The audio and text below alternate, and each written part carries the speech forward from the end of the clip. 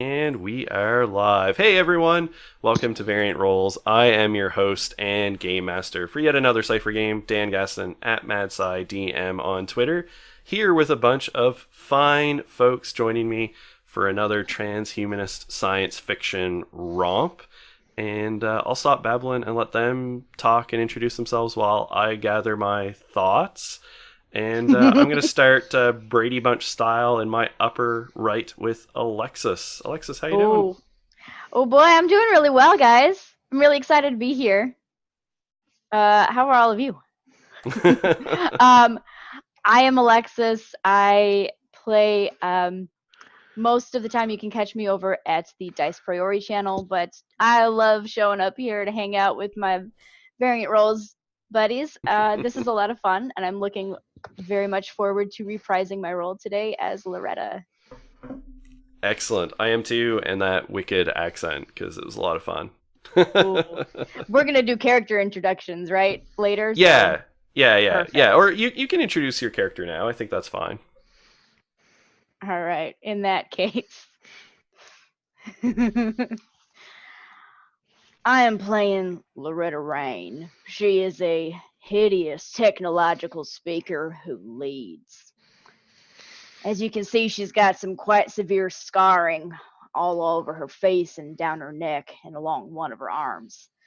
She has mousy brown hair that doesn't quite grow right over on the right side of her face where that scarring is the worst. You can tell if you look real closely beneath the scars that maybe at one point she would have been conventionally attractive, but no more. She also has some tech ports at the base of her skull and each of her arms, and makeup looks like it hadn't been touched in days. Excellent, excellent. I love it as always. I'm gonna cut now to my upper left with Morgan. Hi, I'm Morgan, and I am very excited to be playing here with Variant Roles. This is going to be my first time joining you guys, and I'm really stoked. I am going to be playing Evna Trench, who is a impulsive technological explorer who pilots starcrafts. She's a bit of a mess. I'll say that. She has a short black hair and kind of like this like spiky like undercut thing going on. And definitely got like tactical gear. She goes on a lot of these kinds of things. She's works with a lot of different organizations. She's kind of an independent contractor and is not great at working with other people and has a bit of a temper.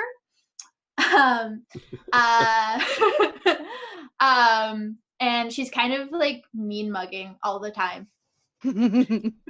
Excellent, excellent. All right, let's go down to my lower left with Matt. Hi, I'm Matthew Foreman. Y'all already know me. I DM some of the worst people imaginable over there at Dice Priori. And This one. Yep. I'm going to be playing Joseph today. He is a charming adept who rides the lightning. And he is very, very charming, but he's not very bright. So we're just going to see how this goes. Excellent. Right. I think this is the second time, the first time I've GM'd with Rides the Lightning, which I love, and definitely the second time I've experienced it as in a One Punch Man one shot on WebDM where I played Marcy Velen Rode the Lightning, and it was fantastic as always, and anyone could imagine for anyone who knows Marcy. I hope it'll be a lot of fun. Yeah, I think it will be great. Taryn. Hey everybody, I'm Taryn. Yeah, you can usually just find me on Variant Roles. Other than that, the nomenclature of DM Horse Garage that got applied during our Dragon Heist games. But other than that, yeah, pretty much just here. Yeah, I'm playing the Damages and Litigation Liaison and Supervisor Unit, or Dallas. He is an android, just sort of like a very like sort of matte black machine work. Definitely a first gen model, so a little rusted. Wires are poking out. Has got some eccentricities now because he's been around so long. His programming's gotten a little wired, so he wears a big 10-gallon cowboy hat, a white shirt with a bolo tie, a long duster. Wow. And Wrangler jeans, boots, and then carries a old briefcase with him that comes with all of his like tools and everything.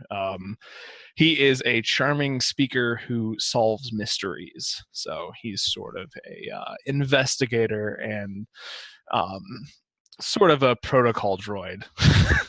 Beautiful. Yeah. Excellent. Yeah. Excellent. That is fantastic. I am excited to dive in with this. As always, I actually forgot to remind my players when we were getting set up because we got so focused on everything else, but it's always good for viewers to know some of the behind the scenes stuff as well. So our game, like all our games on Variant Roles, we do use some safety tools. So we do use sort of at minimum the X, N, and O cards. We've got our Zoom chat, which is a handy place to put it. Or you can make a signal or however else works for you. So the X card to slam on the brakes and detour around something if it comes up.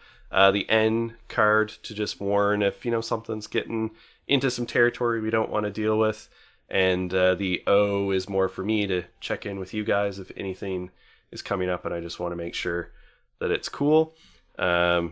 This is intended to be a fun and predominantly silly game, although as science fiction there are occasionally elements of like body horror and things like that come up. So I mean you gotta, sometimes things just get a little gross.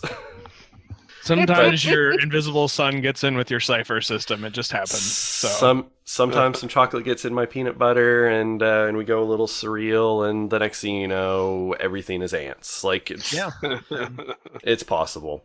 Ants in my eyes, Johnson. Oh no. Exactly. Oh no. So Bleeding I Edge. didn't make it up. So Bleeding Edge is a setting of my own design, drawing obviously heavily on lots of science fiction, post-cyberpunk tropes.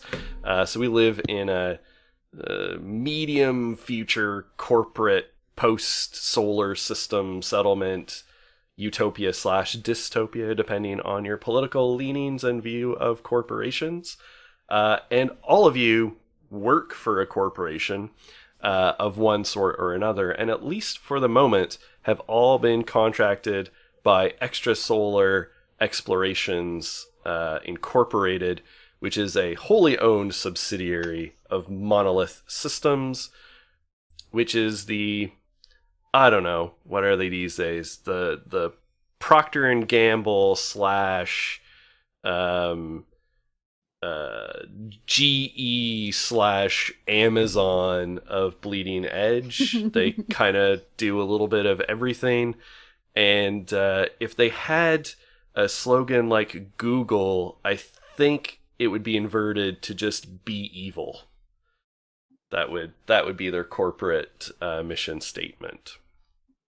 So you have been contracted to go on one of these extrasolar jaunts, so beyond our solar system.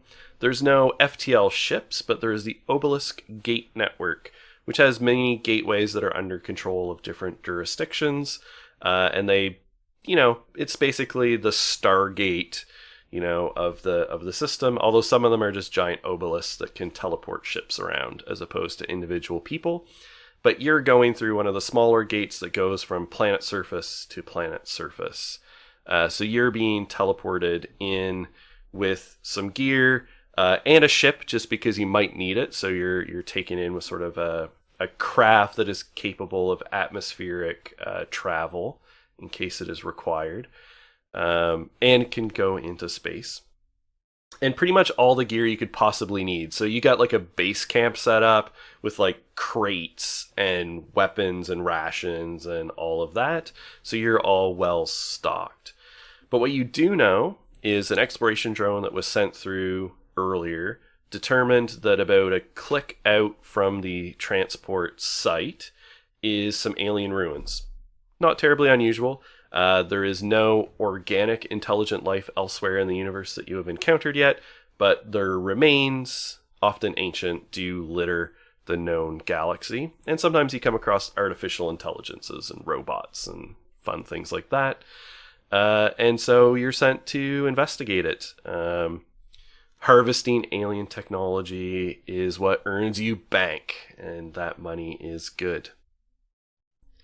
So that is your mission objective, is to recover whatever you can, and in particular be on the lookout for things like AIs and stuff like that you might be able to grab and bring back with you. All right. Doesn't sound like it'll be too difficult. No, of course not. Of course, it's never seems like it's going to be difficult, and then it gets that way, in my experience. But, just expect the unexpected. Too right. What are we waiting for? Let's get going. Are we, Yep, all right. So you've got some tactical information. So about 1 kilometer away is this like small set of ruins. It's composed of just like a few buildings in various states of disrepair and crumble. The drone got a quick flyby map, but when it loitered around, something destroyed it. Hmm. Oh.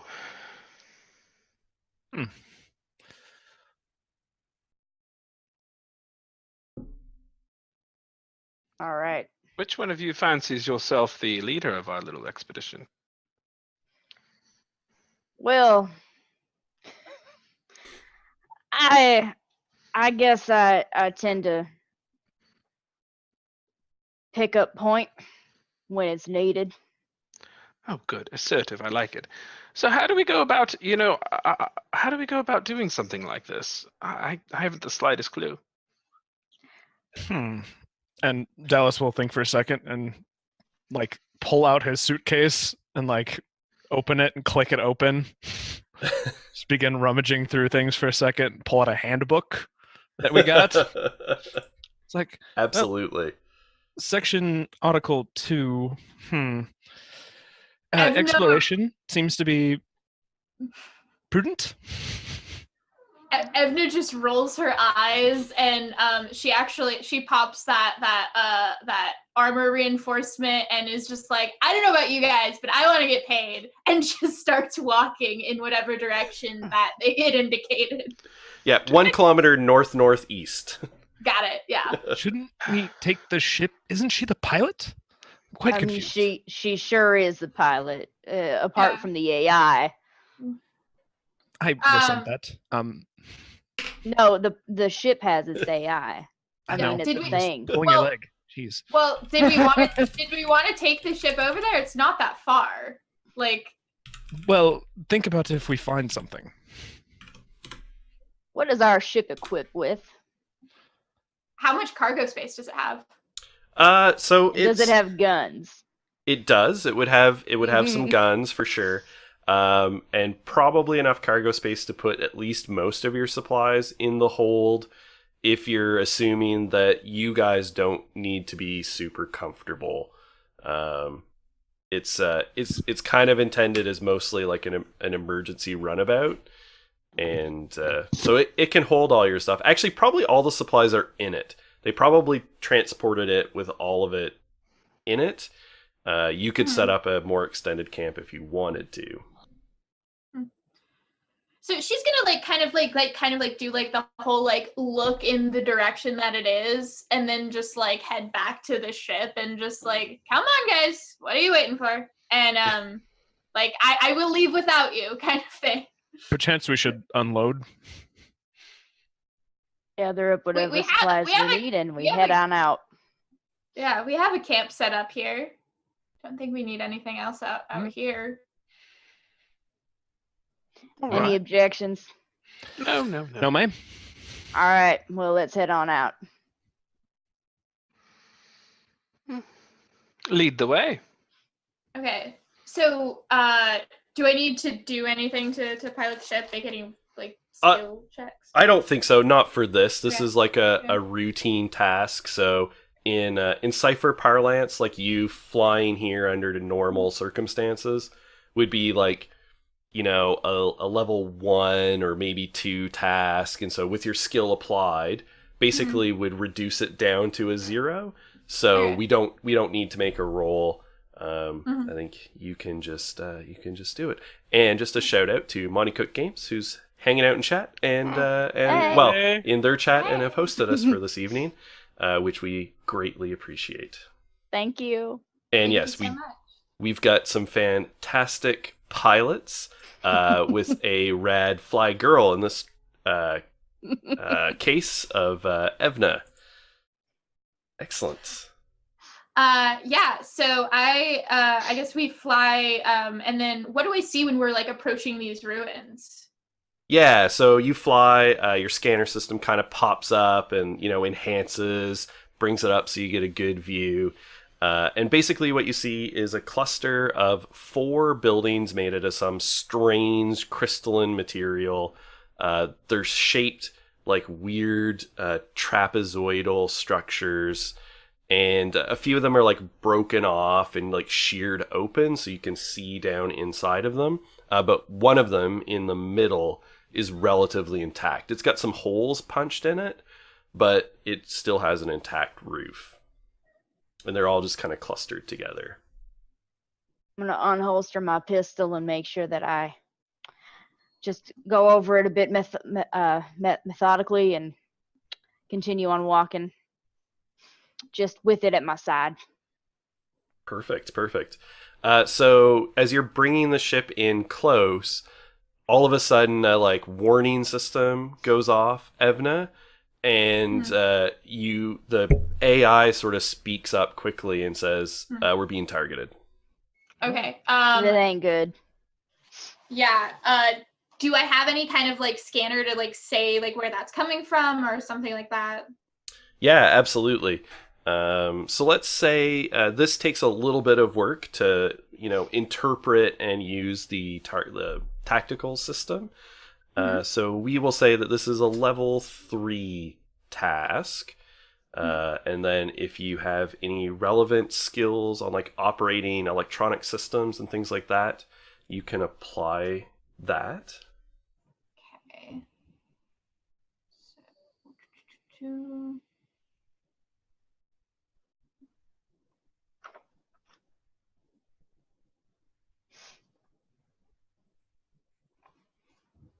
all right. So I don't have any really pertainable skills. Okay, so we'll say that the AI will count as an asset because the AI of the ship sort of always helps you out. So so that gets applied and reduces it in difficulty by 1 step. So it's at a 2. So the target number we're looking for is always 3 higher, or multiplied by 3. Sorry. So it would be 6 or higher on the roll. This will be intellect, so you can spend some effort if you would like. You can spend 1 point of effort. We'll reduce it by 1 further point. I have a machine interface. Would I be able to utilize that in order to give her any assistance? Absolutely. So so you All can right. jump in helping Evna out, and so that will count as another, so that reduces it to a 1. So now you're only looking for 3 or higher on the dice, or spend effort and you don't have to roll at all. And Okay. my machine interface costs 1 intellect point, but I have an edge of 1, so that brings it down to nothing. Absolutely. Yeah. Okay. So what's that look like when you interface with the ship? I'm just like, well, I guess we're doing this again, and I uncover this port in my wrist, just underneath whatever dashboard or whatever piece of machinery this particular ship has, and I just jack right on in. Perfect. My eyes glaze over a bit, and I'm like, okay, hang on. Yeah, all right. I can help That's you okay. evade this. That's a 12 on the roll. Perfect, Whoa, perfect. yeah. So you're punching in buttons, the tactical grid pops up, and you end up with this like red outline on one of the buildings on the outskirts that doesn't have a roof, and it highlights where something that looks vaguely like a weapon system of some kind is like nestled in the building and is clearly swiveled in your direction and is targeted on the ship. Okay, so it's like a turret? kind of Yeah, thing? basically like a turret. Okay. So there's guns on the ship. Is there any way we can like try and take this thing out? For sure. Yeah, you could try and use the ship to fire on it. You could use it to try and like evade and land. Totally up to you. Mhm. Yeah, I'm gonna fire on it. All right. Excellent. Oh, Excellent. terribly exciting. So firing I got it. so firing on the thing is going to be pretty much the same. So it's going to be a level 3 difficulty. Sort of established that that's the difficulty level of this target, of this little turret, and it follows the same sort of principle. So we'll give you the AI as an asset again, and if That's a 6 on the die. perfect. So you just like trigger the thumb studs on your thing. What kind of weapons do you want the ship to have? What do you want this to look like when you're firing on the turret? I'm thinking like it's just like a nothing like lasers or anything like that. I'm thinking it's actually like some sort of like small missiles, and it's just like I just like lock onto it and I just launch one and it just kind of goes to this boom. Perfect. Yeah, I like the idea of the rockets really tiny. It's like that Yeah. scene in Iron Man where he like fires it at the Mhm. tank and you just hear the like tink and then it's Mhm. poof as it explodes. So the rocket spirals in and sort of jukes around, slams into the turret and explodes. And it definitely seems to do some damage. There is like smoke belching out of the turret, but the AI says firing detected, and the turret sort of a coil of smoke comes out as it fires something at the ship. So you're gonna get a chance to evade the ship with the ship. All right. So So you're so this I'm gonna say is like it's your reflexes, because this is you steering the ship sort of out of the way. So it's gonna work pretty similar. It's also gonna be level 3, but this is gonna be a speed test because it's your reflexes. So again, the AI is helping you, so it is an asset. So you're already at a challenge of 2, and you can spend effort if you want. Am I'm I also- already continuing to assist? Oh yeah, sure, yeah, absolutely. So that would be a 1. Wonderful. All right. is this considered a speed defense? Yeah, I'm trained in speed defense actions. perfect. All So right. actually, that brings it down to a 0, and you sort of just slam the wheels. You slam This the ain't nothing joystick for over. you. You're beyond this. Mm-hmm. I believe right. in you. Awesome. So whatever it was that got fired, you didn't really see it, but something streaked by the ship as you like banked over. Okay. Yeah. Can I try and take out the? Did it seem like it was coming from the turret that I fired at, or like another Yes. one? Okay. No, the same turret. I said, Mhm. still trying to get this accent down that I want to use. Alice. Okay, Mana suggests that we perchance take a ground approach and salvage whatever we can from that turret. There might be some valuable information for extraction. Do I think that there's a good way to like get down and out of the out of range of the turret, but still like be close to the site? Yeah, absolutely. It looks like if you took a pretty like quick landing approach, you would pretty rapidly drop under the sight line of the turret, be hidden sort of by the other buildings. Yeah. We're gonna try and do that. All right. So I'm going to give you sort of 2 options, like 2 approaches that you could take.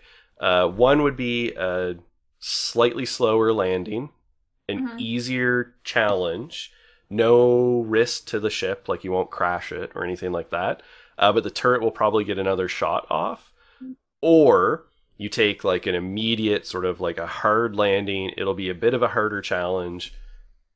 You might damage the ship, but definitely the turret will not get to fire again. Hard landing. Excellent. I love it. I love it. Perfect. Perfect. All right. So I'm going to call this a level 5 piloting task. Okay.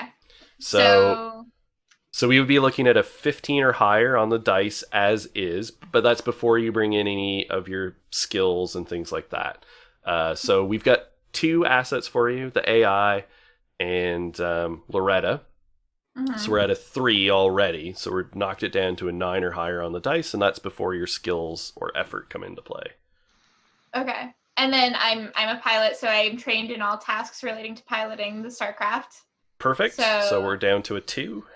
Okay. And then I would say this is speed. So you could spend a point out of your speed pool to apply effort if you wanted to. yeah, why don't we do that? Okay, perfect. Okay. Or sorry, 3 points. I mean, for applying a level of effort. Yeah. Okay. And if you have an edge in speed, that would subtract 1 off of that cost. I do have an edge in speed. Perfect. So it only costs you 2, Okay. and so then that's a level 1. So you only need a 3 or higher on the dice. Perfect. That's a 17. Perfect. Perfect. Could All have beat right, the original so- challenge Alright. level. Yeah. Nice. Yeah, so you like just slam the joysticks forward, the ship corkscrews in, and then does that like almost like tail stand as it just flips into, you know, full thruster brake, and then sits down gentle as can be. It just like touches down, and the ship is then just doing that engine ticking sound as it cools down. Mhm. Nicely done. Yep. That was Fine job. That was brilliant. whew. All right. All right. Well, just gonna disconnect here. Sorry I wasn't much help. I'm not very good at piloting. We all have our own skills that we bring to the table. Don't you worry. I'm sure you'll prove yourself extremely useful in whatever is at hand coming up. I mean, let's not raise expectations too highly. I believe in you. Well. We'll you know, whatever comes our way, we'll figure it out. As much as I enjoy this human chit chat, it might be time for us to break off and investigate. Absolutely. I agree with the robot in the weird hat. My Claps my hand. my classification is Dallas, and I would desire you to address me as such. Or you could I use mean- the full. You don't have to use the acronym. You could call me by my full name, but What was I that mean- again? Yeah. damages in litigation liaison and supervisor unit, or Dallas. Oh, okay. Smashing. Yes. All right. Dallas, Yes. let's head out and let's find some junk so we can get paid. Might I suggest we break off a couple of us, or at least one, go and disable our friend that impacted our landing. Oh, sure. Let me go do that. Okay, I'll head with you. So Excellent. Always All split right. the party. yeah, that's that's my philosophy as a player, all times. Yeah, absolutely. You Why- know, why- Why make me deal with 4 when I can deal only with 2? Right, yeah. I literally, yeah. It's not like I've died before by having the party be split or anything. or recently just- even. Yeah. Or recently and on this channel. Correct. Correct. Anyway, Missy Crawford. Gonna waltz on over there to the thing that I'm gonna disable, totally, because I'm good at that. coming with them, suitcase and all. So briefcase. Try not to get shot by it on the way. Oh, good advice. Thank you. Yeah, getting shot's not great. Do they understand that? Well, you understand that? I mean, I can always get patched up, but Oh, I've never had trouble defending myself before. I don't see why that should change. Fair enough. Gonna approach What it. could go wrong? So we're going into the building to find this missile. Yep. Or right. turret. Yep. So you approach the building, and at least from the outside, you don't see an obvious entrance, like at ground level. You do see the building sort of sheared off up near the top, which is where the turret is. But when you take at least a first pass around, you don't see like an obvious doorway or window or anything. Oh. Defensive. How high up is the opening? Let's say that it's about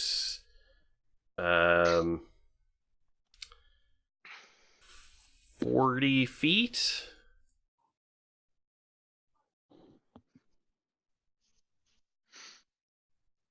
Would it be all right to say that I have a grappling hook? Yeah, absolutely. Like a little gas-powered, like Batman gun. Yeah, I pull it that out you of the briefcase, which seems to be almost larger on the inside somehow, comically. I just set it down, open it up. All right, yeah. I'll aim and take a shot. Oh. Okay. All right. Nice. And meanwhile, back with Loretta and Evna. So Evna, you've used one of your ciphers. So what's that look like as you use? I'm assuming you're going with the armor reinforcer. Yeah.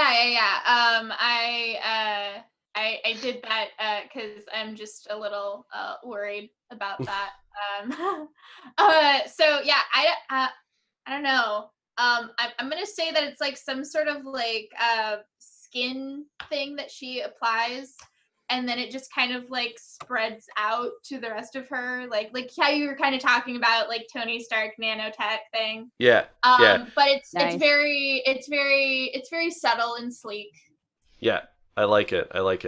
Yeah. So I can imagine that it comes in one of two forms. Either it's like a patch, like you pull it out of a package and it's a little goopy, but it's kind of like a Nicorette patch or something, but bigger and a little goopy, and you like slap it on, and then it all spreads out from there.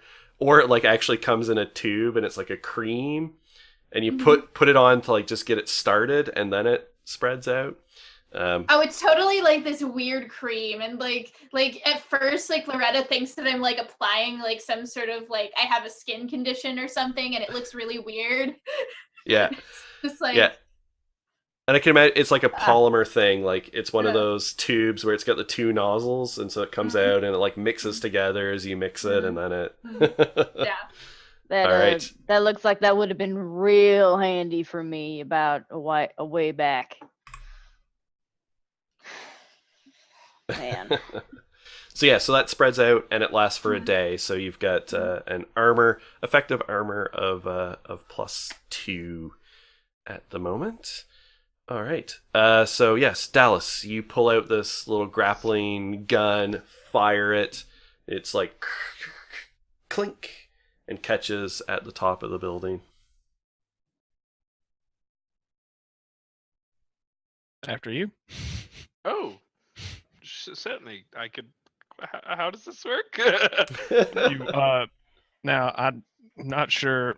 I guess it's not programmed for you guys, but usually you put one hand over the other, and you sort of work your way up the building. Usually you want to like belay yourself to it, and I could be standing down here and sort of hold the rope for you, but it's called climbing. Oh God, I've read about that. Well, I've seen picture books about it. Yeah, It doesn't sound like something I would like to do.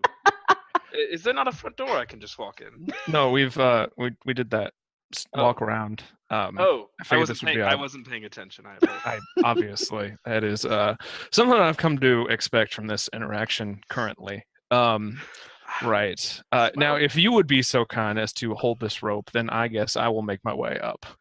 No. There's no reason I can't, do a job. It seems like you've had a lot of not experience with this, so I'm just All right. work my way up this rope.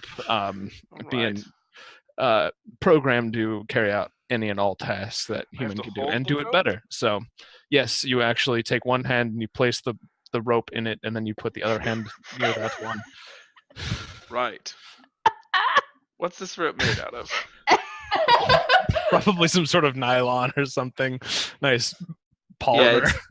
it's probably is some. it? Yeah, it's probably not conductive. Although if you yeah. want it to be metal, totally No. can be metal.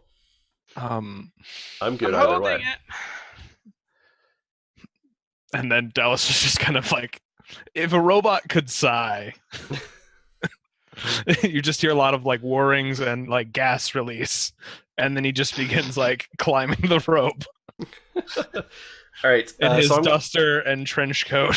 So, I'm Amazing. helping. all right, so I'm gonna say this is a level 4 climbing task. But Okay. the rope line will be an asset, so that will reduce its difficulty by. I'm gonna say in this case, yeah, it reduces it by 1. Okay. So that's I'm looking for a 9, right? Yeah, if you have climbing as a skill. No. That's a 10. So Okay. So yeah, so you Yeah. sort of belay yourself in, clunk, Yeah. clunk, clunk, clunk, clunk. yeah. I'm like using like some like compression things on the feet of the robot to like hold latch on a little bit better, and then yeah. Okay, perfect. So now it might be prudent for you to join me up here, Oh, Joseph. right. All right. I'll climb. I'm very good at this. Can I use a cipher? Absolutely. I don't know what I'm doing. The best use of cipher ever, climbing a 40-foot rope. I don't know what any of these things do. Oh, screen protector. I don't know. Amazing. So I looked through these and I picked one. This Is is that the what we're best. doing? Yeah. If you've got a cipher that seems like it might work here. I am here for all this Dallas Joseph No. interaction. This is so Yep. great. 100%. I don't have the rope climbing cipher. No, I'll just climb it straight. I'll just climb it. Okay.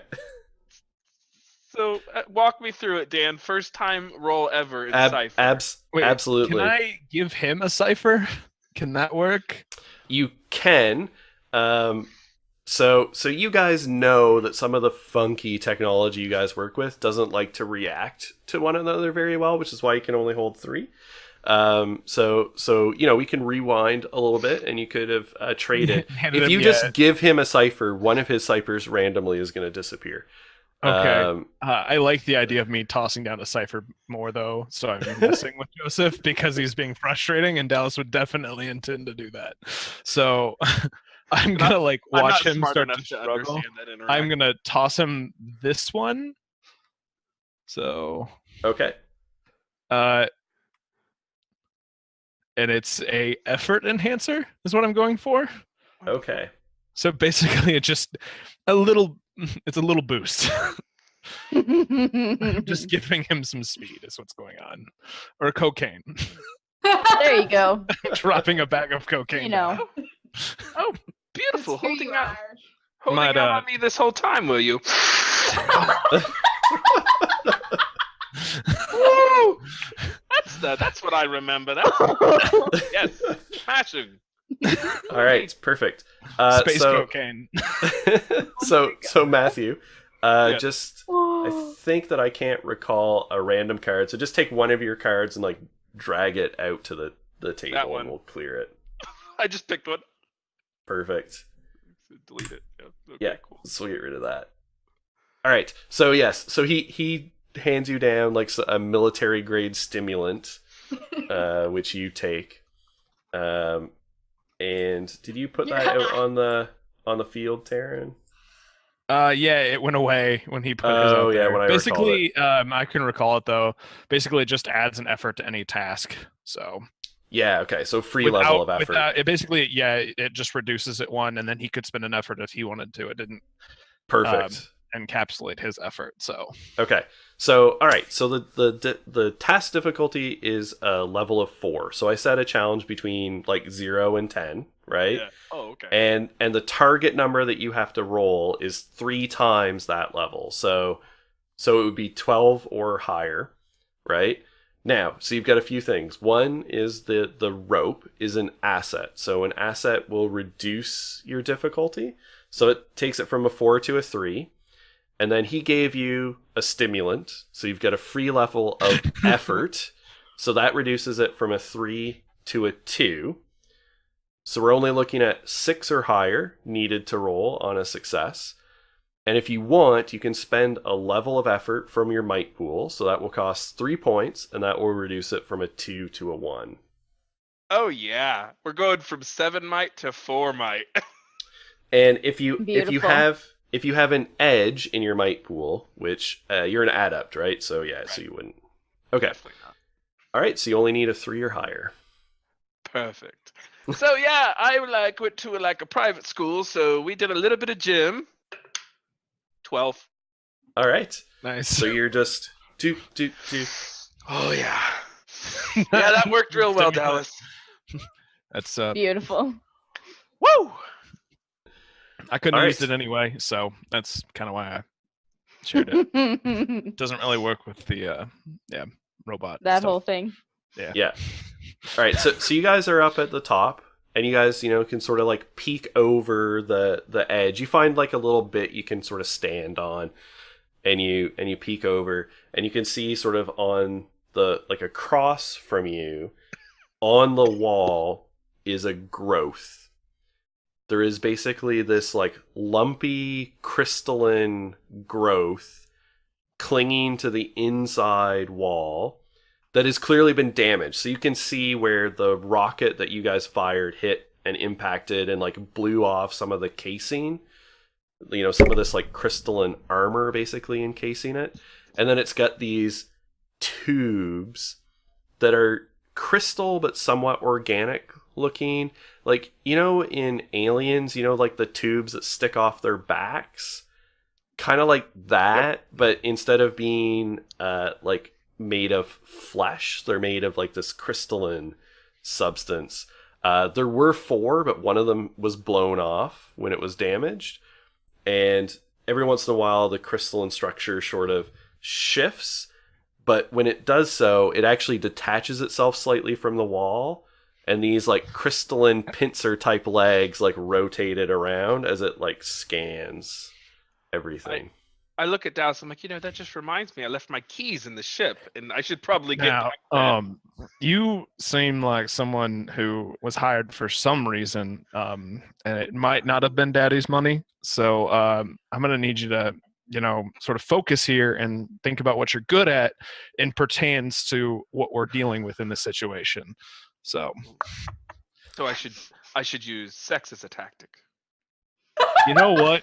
If you could convince that, yeah, you know what? And What I'm could gonna go wrong? as this is like the conversation's going on, I've got like a basically a shotgun on like a underneath my trench coat, kind of the one thing where you can like swing it out on like the shoulder strap. Yeah. He's like got that swung out, and he's pulling out like this like attachment from the briefcase, and it's another cipher. Yes, done. I've read Excellent. about those.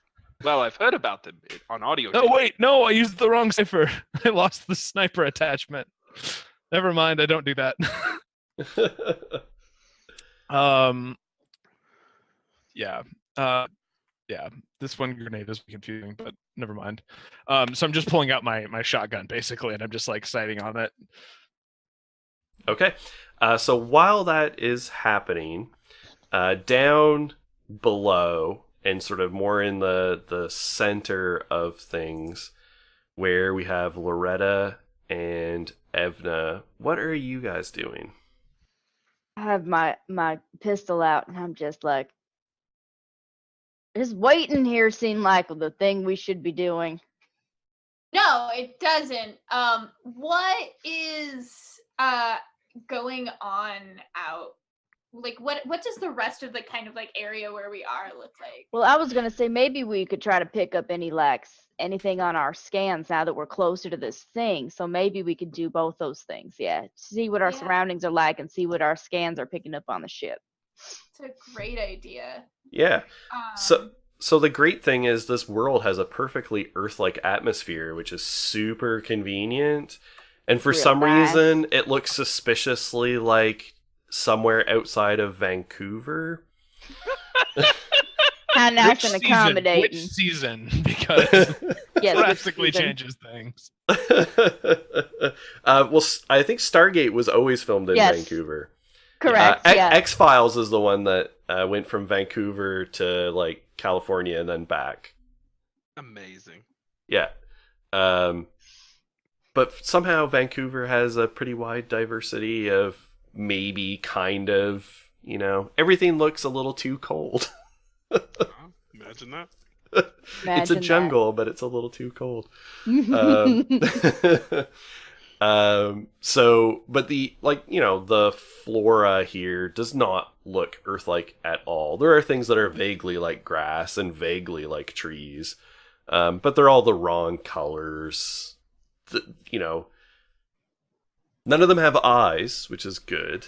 That is better than my last endeavor. Yeah.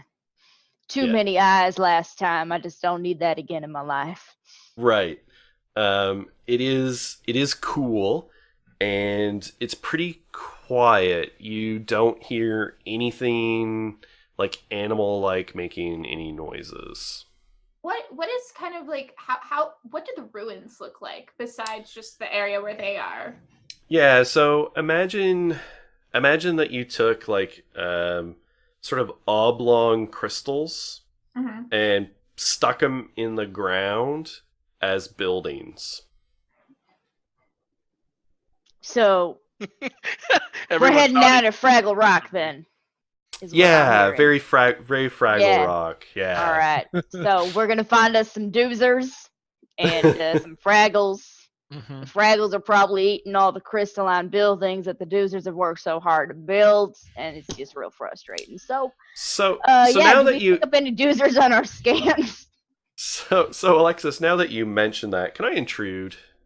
Yes, of course. Excellent. So you can Please take do. the one experience, and who would you All like to right. give the other experience to?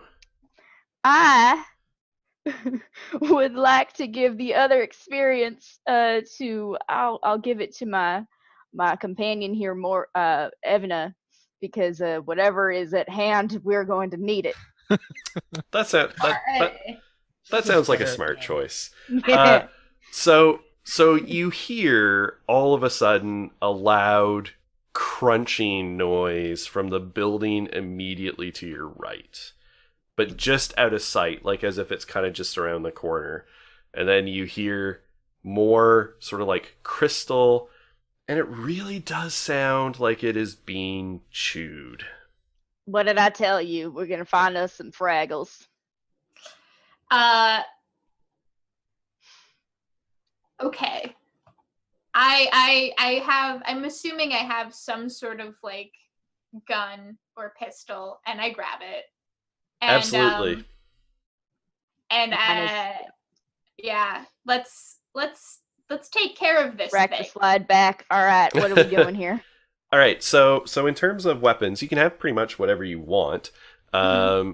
Depending, so your character that you generated on fastcharacter.com, who does not sponsor us, but we like your website. So your character, do you have any abilities or skills that are like trained in medium or heavy weapons, or trained in all weapons, or anything like that? Light and medium weapons. Light and medium. Okay, so light weapons do 2 points of damage. The nice thing about them is the difficulty of whatever you're doing is reduced by 1. So, and a light weapon can basically be like knives, pistols, your fist, anything like that is a light weapon. Medium weapons, you're looking at like a larger caliber handgun, or like a smaller caliber rifle or something like that, and they do 4 points of damage. Yeah, I'm thinking she has she probably dual wields pistols, I'm thinking. And All right. she's got two guns with her. And she just kind of grabs one of them and like kind of just like walks out unceremoniously. It's all like she's not taking any like measures or anything else. It's just like, okay, there's a thing out there, let's go kill it. Excellent. So there is an ability that some types can get that is like wields two weapons. For you, I think it's just a stylistic choice. So why don't we say that it is you're using two pistols, but functionally you're using like one medium weapon. Okay. Cool. So you'll always hit with both. It's like one action just to use them. Yeah. Got it. I like it. I like Nice. I like where you're going with it. Yeah. Very nice. All right. All right. I'm getting a femme fatale Han Solo vibe right now. That was kind of the vibe. Is she's like, she was supposed to be like, yeah. I was just like, I want to make lesbian Han Solo. Yes, perfect. I love Live it. your dream. Way better than regular Han Solo too. So Hashtag Right? gay new crime. Yep, big age, you crime. Live your best life is what it is. It is a recurring thing on the stream, on the channel. Was I able to pick up anything on a scan of the immediate vicinity, or is there just no time? Well, so you can spend some time like futzing with your little like alien detector and using it, and you basically like, without doing any deep scans, you get a ping like something is around the corner, and that's sort of what it tells you immediately. Well, thanks. I knew that because my heirs told me. But let's go check it out then. And I've got my pistol. I'm practiced with light weapons, but it's beefy for a light weapon. Okay.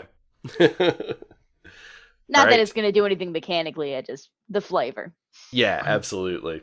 guessing we've got radios of some kind too, probably. Yeah. Oh yeah, like tactical. Okay. Yeah. Hey, y'all find anything that sounds like it's munching on crystals? No, but it's that target thing, the turret. It's alive. All right. Well, there's something moving in our vicinity. Do you want us to find our way down to you, or we gonna keep this duo tango going? This whole split the party business when we've got unidentified life forms potentially on this planet is not really sitting well with me.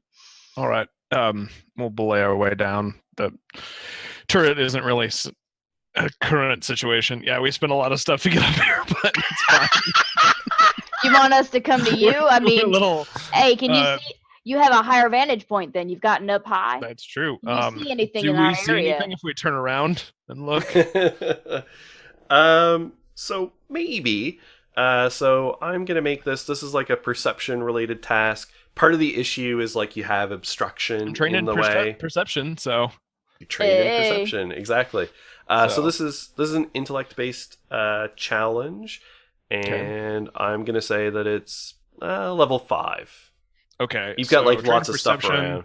Yeah. So that's drops 1, and then I have an intellect edge. So So if you spend effort, instead Yeah. of being 3, it'll subtract 1 off of that. So it only costs you 2 to spend a level of effort. cool. I'm gonna do that. Okay, so Um, we're down to a 3. Yeah, I'm just gonna go roll. Okay. Yeah, that is a 15 on the die. So All Okay. right. So yeah, so you've got some vantage. You sort of have to like find a good place to stand as part of the issue that doesn't get you seen by the living crystal turret, and then gives you a line of sight. So that's kind of the mental part of it. And Gotcha, what you see is this hulking, vaguely metallic looking creature that is roughly shaped like a grizzly bear in sort of proportions and size, but you notice it's got these like metal tusks sort of curling out of its mouth, and it's in the process of like gouging crystals and like chewing them off of the building. Yeah, so I'm gonna have to report something real strange here, and I need you all to stick with me till I finish the description of this creature that we are dealing with. All right, Now, okay. It is metallic in nature. It has large tusks. It seems to be in some sort of quadrupedal form, roughly the size of an old Earth grizzly bear. Yeah, we're dealing with something that not pleasant, I think, is the most politically correct way I can describe the situation that we're in. All yeah. right. Oh, but- Well, I suppose. See, so in my mind, I don't know what the hell rides the lightning mean, but in my mind, if these are like walkie-talkies, I envision whenever I go to try to use mine a whole lot of feedback. So I just pick it up and I'm just like, never mind. And I just toss it off the side of the roof. I'm like, that was a lot of money, and I really would have liked to just you hand that to me. That could have gone back into the fund. We've got to return those. This is. Oh, is that how he's money pinching works? He's pinching a non-existent nose at this point. So I'm gonna reach down. I'm like, well, I suppose we know where this is going. It's time for a certain someone to display their special set of skills. And I reach down to my very stylish loafers. pull up my boat pant shoes. leg. Boat shoes. Yeah, boat shoes. Very stylish. I already like where this is going. And amazing. the gun strap that has a small derringer on my ankle, I pull it out. That I'm ready for conflict. Amazing. Did you find that in someone's purse?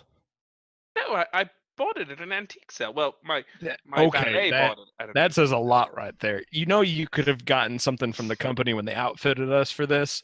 I really have a lot of questions about how much of orientation you skipped. We're gonna have to review the protocol when we get back. I have a lot of questions. There was orientation. Yes, that was where I was going with that. So I'm gonna need you to go back down the rope. I'm gonna keep the vantage point up here, and maybe try to draw fire since we're got a couple, on the ground. Sure, I'll draw fire. No, that was not what I was saying. I'm going to draw fire. Oh, I'm like already pointing at the metal creature. Oh, right. So I'm just gonna, go back down the line. All right. Make my way over to the duo. Yeah, and the creature doesn't appear to have heard anyone yet. So I think you descending in this case is relatively easy enough that we don't need to roll. Okay. As you can take your time a little bit and go down, and you find your way down. Now Dallas, from where you are, would probably be a long range to the creature. So your shotgun probably might not reach that far. Okay. What if I switch to slugs? Just instead of pellets. Yeah. Okay. See if that helps. That sounds good. Yeah, you've got, a modifiable shotgun. You can sort of convert it. Well, that's just ammo switch, but yeah. But yeah.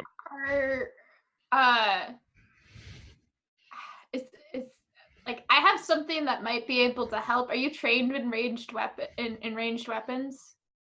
I mean, and he sort of waves the shotgun up in the air.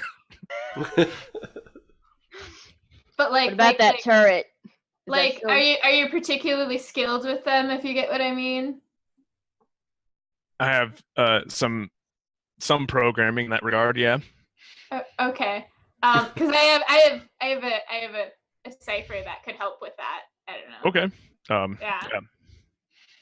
Yeah. If we can get that back up to you somehow. Just tie it to the end of the rope. I'll pull it up. I'm marching over in my loafers with my cardigan. Amazing. Joseph is the worst. Joseph is the best. Yeah. Also Yeah, the worst. I have a cipher that is a ranged enhancement, and for the next day, the character is trained in ranged attacks. Okay, yeah. Yeah. So I figure with our guy who's trying to effectively like snipe this creature or whatever, hand that up to him. Yeah. No, that sounds perfect. Because I think the way that will work is like you're trained in like medium weapons or whatever, right? But then this would act as another skill, so it would apply to your attacks as a bonus.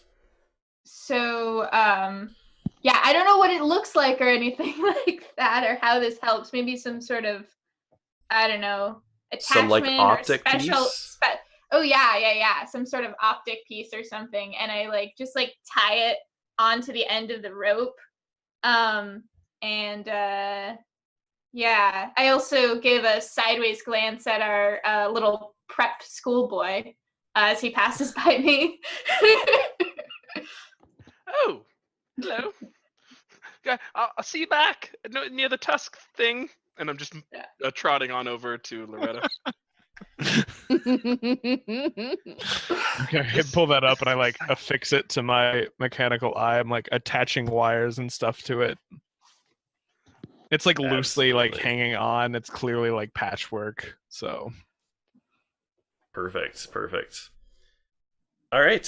So you apply that and get set up. So we've got 3 people down below, and then Dallas on the Overwatch position. So I'm picturing the Scooby-Doo effect as you guys all poke around the corner, the heads stacked, to look at this creature.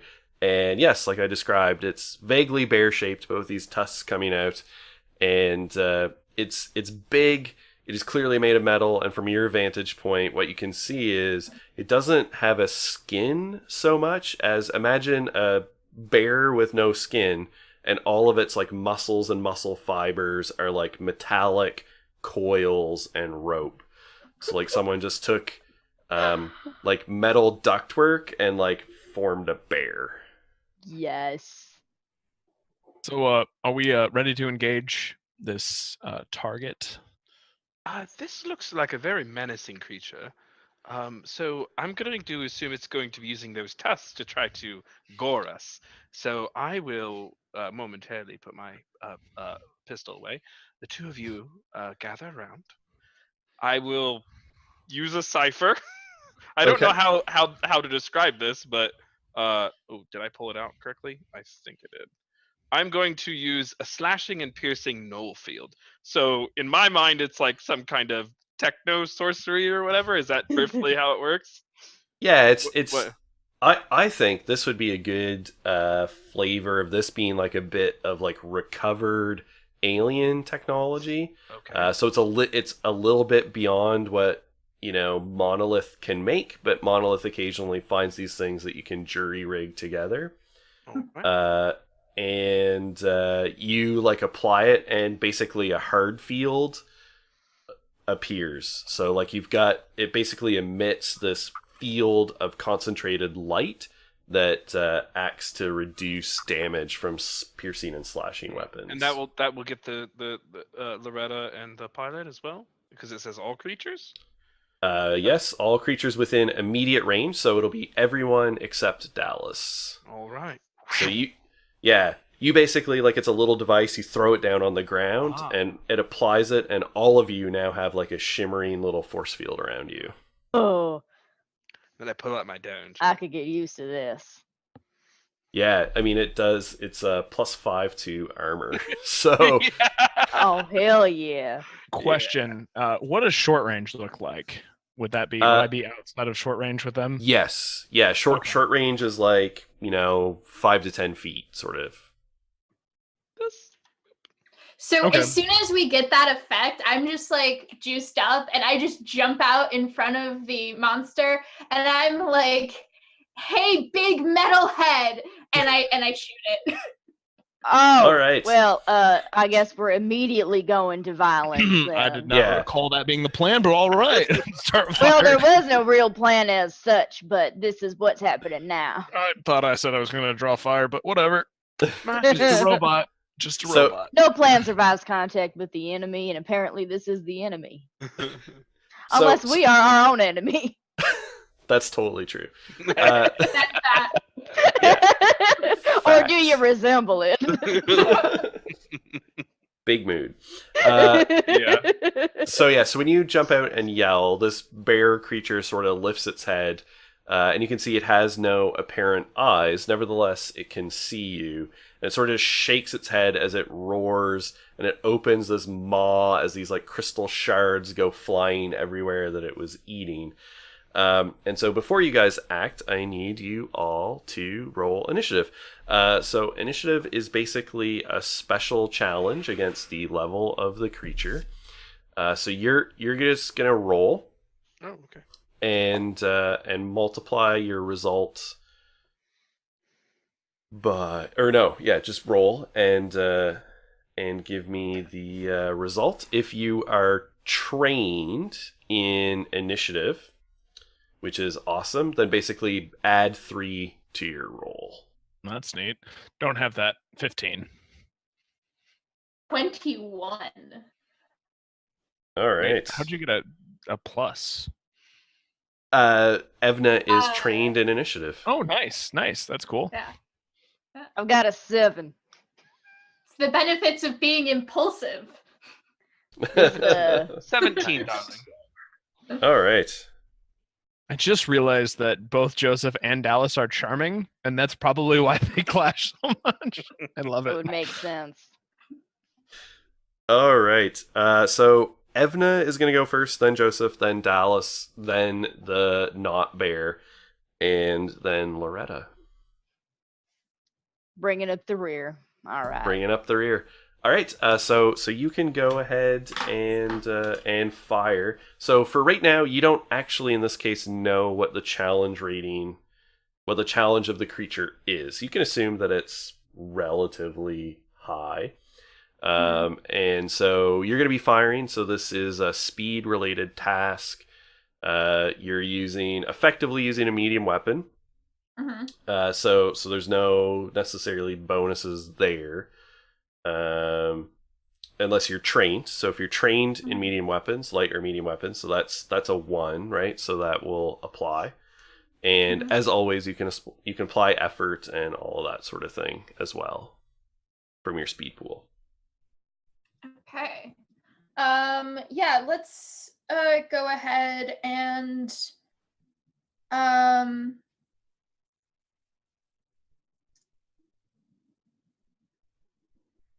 let's go ahead and apply a 2 effort. Minus 2 from my speed pool. Right? So yeah, so the way effort works is it costs 3 points to apply 1 level of effort, but if you have edge in your speed pool, that subtracts off. So then it costs you 2 points to apply 1 level of effort. And so I'll apply 1 level of effort, which brings my speed down to 10, and then and then I have no idea what that does to the DC or whatever, but let's so do it's gonna subtract 1 off, and you are trained in medium weapons, right? Yes. So you're gonna have 2 knocked off. You don't know what the target is, but it is reduced by 2. Okay, cool. That's 15 on the die. Okay. Yep. So let me just see. Perfect. So yes, it does hit. So you fire from your 2 pistols. You can tell us what that looks like. And it does 4 points of damage. Although you see some sparking off the metal, and so it seems like its metal skin does provide it a little bit of protection. Okay. She basically just like kind of runs up, says her thing, and then just like fires like right kind of like where its eyes would be. And she just like kind of shoots at the same time with both of them. Perfect. So yeah, that's and the two like Yeah. sparks go flying off of its head, and it roars, and like this crystal keeps shaking out of its mouth as it looks like it's getting ready to charge. Joseph. It was just hungry. So I'm going to use.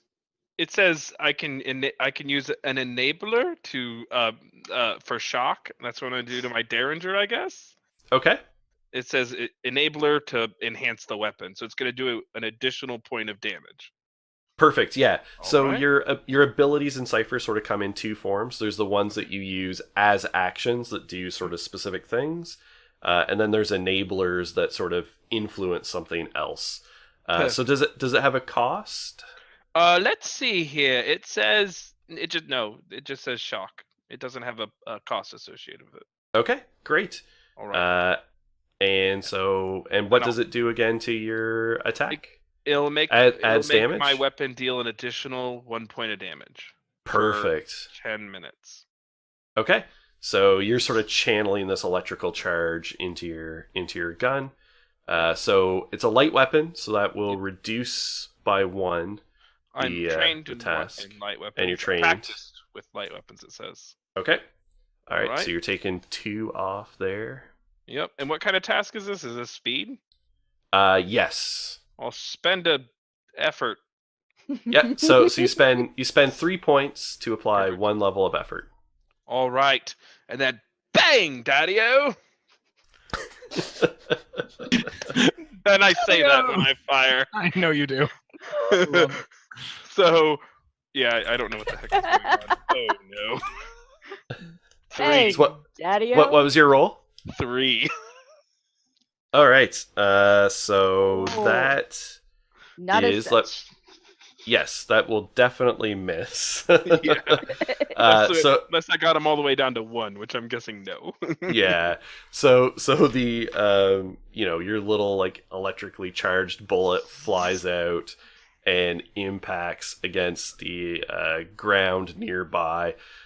You can see the bear sort of just side eye it and swing back at you, and then turn its head, focusing back on Evna and Loretta. All right. Better luck next time. That's my turn, I guess. All right, Kick that Dallas. yard sale or something. You know how to use that? Yeah. Dallas is just sighing at this and has now affixed a sight onto his shotgun. Now he's launching shugs out of slugs, not shugs, or shrugs, whatever. Drugs. I'm launching shrugs. Shrug launcher. Anyway, yeah, I'm gonna take a shot. So Okay. I have the trained and ranged weapons or Yes. whatever now. Yeah, so you got a two reduction from Okay. that. Yeah, and then I'm practiced with light and medium weapons. I don't know what else, but Yeah, so that's where I got to the 2, the gotcha. Cool. extra ranged. I don't think I have anything else that applies. This would be speed, right? Speed, yeah, and so you can apply spend 3 I'm points. gonna spin an edge, so or not an All right. edge, but so Yeah, so you spent 3 points minus any edge to apply a level of effort. Okay. So yeah, I'm so you've an got a reduction of intellect 3.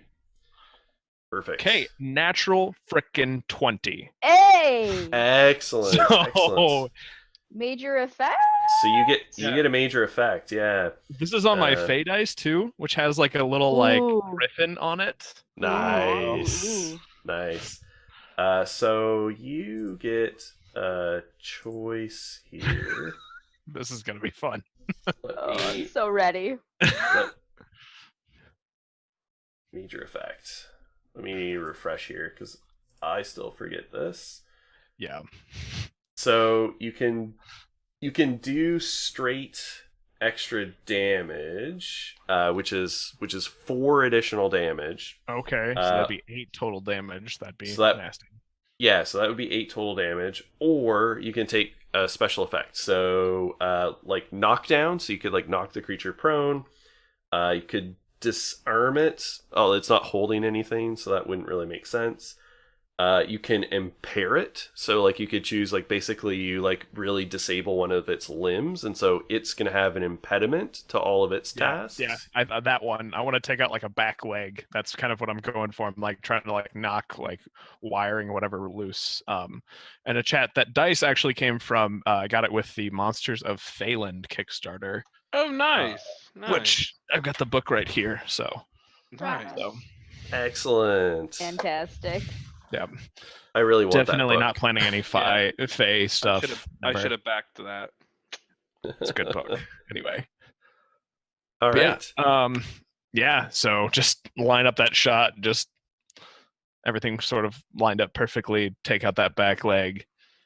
Perfect. Yeah, so like your Awesome. slug is probably actually like a little bit explosive, and it hits in just the right point and sort of blows one of its rear paws like half off. So it's now limping. So it now, for the rest of the combat, the difficulty of all tasks it attempts are modified by 1 step in its detriment.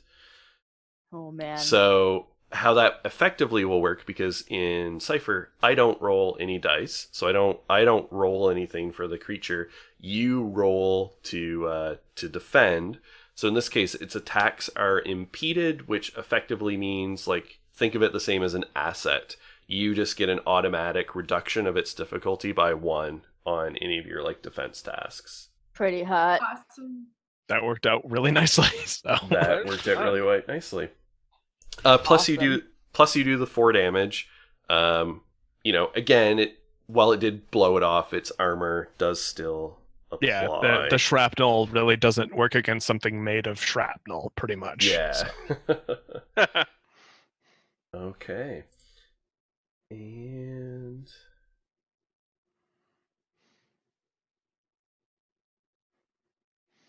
all right. Just get back to the right spot Now there. it does a thing. Now it does a thing. Oh boy. And it is close enough that it's going to be able to move and like sort of in Cypher you kind of only have 1 action. You can move an immediate distance and take an attack. Otherwise it's a movement. And so that's basically what it's going to do, is just charge. So it's going to charge in so that it is in an immediate distance, like right all up in Evna's face. So it's basically like running up and it's roaring, and you can just smell this like weird metallic and oil sort of smell as its metal mouth opens with these like glistening fangs, and its tusks coming towards you as it's like shaking its head. But it's spending its time just getting to you. It's got like an awkward limp too, obviously, where like one of the Yeah. back legs, so it's just dragging. Like Yeah, all blessings. absolutely. All right, and so then we get to Loretta. All right. It's time to chase your cares away. I would like to use a cipher. Perfect. Tell me about it. Save your cares for another day. Down in Fraggle Rock. I Down would in like to Fraggle use Rock. this. Yeah, chase your cares away. I would like to use this draining capacitor. An object Excellent. connected to the cipher is drained of a portion or all of its energy. An artifact's owner must make a depletion roll. So I don't know if this is an artifact or whatever, but I want to drain this thing of its energy. So I rolled to see what the Alright. level is. Is this how this works? Yeah, let me roll a d6 here. All right. It's a 6. Excellent. So it is a level 8 cipher. Oh which is its yeah. Max. these are some good rolls tonight, folks. Oh man. All right. So Except yes. for Joseph. I was just thinking that. I didn't want to be Yeah. rude. See- Come on, Joseph. Get it together, son. So this is some device that you basically have to like slap on the creature and activate, Then I'm going in. and then it just like sucks out energy from it. So yeah, I mean this is like a machine entity of some kind. It has power clearly. So it's not going to be completely deactivated, but it will drain a bunch of energy from it, and that is going to effectively reduce its level. Joseph, hold my beer. I'm going in. Mhm. So I guess I yeah. just run in and I try to avoid the tusk area and slap the thing on its side Perfect. and pick up, and then hopefully I can end up in a position on its side or at its rear. Yeah. Bringing up the rear. Yeah, so I'm gonna make you. It's gonna effectively be like attacking it to, like Okay. slap it on it safely. All So right. again, so this will be speed. Okay. So yeah, so the same. If you have skills and things like that, you can apply. Although this isn't a weapon, you're sort of just trying to touch it.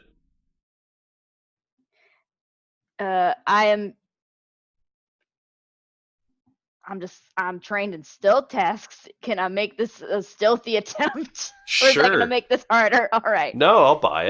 Try to like kind of hug into the brush and stuff, and then come out of nowhere and slap the thing up on it. Okay. And I will definitely be applying effort as well. All right. Perfect. Spend them points. How do I math? All right. So I think that's all I've got. Oh, well, nope, that's all I've got. All right, so try that. you've reduced its difficulty by 2, plus it's impaired, so it's effectively reduced by 3. All right. Well, let's see. Here we go. Natural 20. Perfect. That's So in great. this case, yeah, I mean you're slapping it on. Yeah, Can I love y'all it. see it? Oh my god. I love it. Can't Is see it it, like but that? it's perfect. Can It you moves. Yeah, guys- and then it rolled. Yeah, It rolls. predictable. So Fine. with that device, does it like siphon the energy so that we could actually use get the to energy? use it. Yeah. That's It what the does. doctor said. So the second half of this is basically it is a little capacitor. So you slap it on and basically hit the button, and you can hear this whine as like electrical energy starts crackling across the creature and into it, and like the meter, like the charge meter is like blink, blink, blink, blink, blink, blink, blink, poop, and then it is full. Yes. And so in future you can take this off and use it like a battery, or you can power a cipher that has been depowered. You could repower it, or the very first option is you can just make it overload and explode Ooh. and use it like a grenade. I like that option for Boy. our turret friend. Just saying. Yeah. And I mean you rolled an at 20, so so major effect. In this case you weren't rolling and doing damage, but I think you can basically, we'll say that you hit it so hard that it stumbles on its like shattered foot and sort of falls over.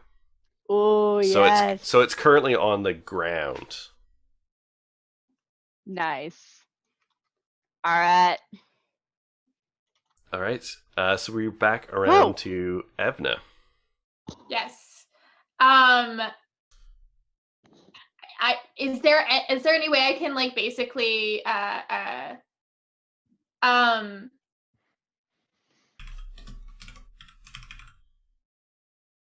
I'm thinking I want to like basically shoot the thing she just put on it to activate the grenade function and just I blow like this this. thing up. I like this. We have other things to do with that, but it's all right. Absolutely. If that's- Evna's a if that's hothead, messing- let's be honest. If that's messing too many things up, I won't Do do it. That's okay. You know what? Just go for it. Perfect. Yeah. So, Now, of course, Yeah, it Blowing is. shit up. It is. Yeah. I will say, it is right in front of you. yeah. And Loretta. So you are both inside the blast radius. That's fair. I don't think Evna's that dumb. I am gonna what do we got here? That's not It- useful. And you know that you applied a particularly potent capacitor. Loretta does, at least. Yeah. So the grenade function will deal damage equal to the cipher's level to everything in an immediate range. That's an 8-level cipher. So it's an 8th level cipher. Yep. Kill a man. Which it's fine. You can totally deplete a pool and take a wound, and like it won't kill you. Probably. Dan, I love you. Probably. Well, you'll take 8 points if you took the blast. You would take 8 points out of your might pool, Okay. which will then become which then if you have once that hits 0, you'll take a wound, and everything left will carry over and start depleting out of your speed. How many actions can I take in a turn? Just one. Okay, so I can't like try to do this shoot thing and do something else. No, yeah, Cypher sort of is like like we just kind of focus in on a single action in a turn, but moving like an immediate distance can be part of that action. Okay. So like moving within like 5 feet or so. Got it. I think I'm just gonna try and shoot it again. Maybe in like the other leg or something, so maybe it can't stand back up again. Perfect. Yeah, absolutely. We are crippling this poor metallic space bear. that just wanted to eat some fine crystal. And then I'm gonna decrease the step one more time. Okay, yeah, and it's already reduced by a bunch. Oh no. Tusk bear gotta eat, you know. We're just coming in here and it's fucking probably its not way up. reduced so much that a 2 will do anything. Let me actually just think here, because it's reduced. It was impaired, and it's on the ground, and then it's drained. And how much did that drain it? I mean, it's a level 8 cipher, and it's drained by like half of its power. And I reduced it a step. And you reduced it a step. Oh no, because it would still be at least a 1, so you would need a 3. Yeah, and I rolled a 2. Yeah. So it's just like, the bear's like kind of stumbled. It's right in your face. Like your pistols kind of just went off a little prematurely. You're too excited. It was like right there. Yeah. Okay. Joseph in the loafers. Yep. So I'm like, all right, let's try that again. Bang, bang, daddy-o. And I'm going to fire again. And I'm going to apply effort. Okay. Yeah. So roll not a 1 or 2. Really, is what you're going for here. I don't know. Nothing I can do about that. 17. Perfect. Hey. A 17 in combat actually does get you a bonus. Oh, cool. Very cool. I believe it does 1 extra damage. Cool. So, which is good. Damage is light weapon damage plus. It's 1 a light shock. Yes. Yeah. That's right. So it's a light weapon. So it normally does 2 plus 1 from the shock, plus 1 from the 17 is 4, and then reduced by its armor. So it like pings off. Like despite this creature looking like super disabled, right? It's actually still like pretty healthy. Did it do any damage, that shot? It did. Yeah. Oh, okay. It did like about the same amount of damage as everyone else has dealt, because you functionally dealt damage like a medium weapon. Right. Yeah. And yes, Emma, I also love the bang bang daddy-o. I think he has to use an extra bang for every round Correct. that comes out of the Yeah, they're stacking. Correct, actually. Correct. That's exactly what I was doing.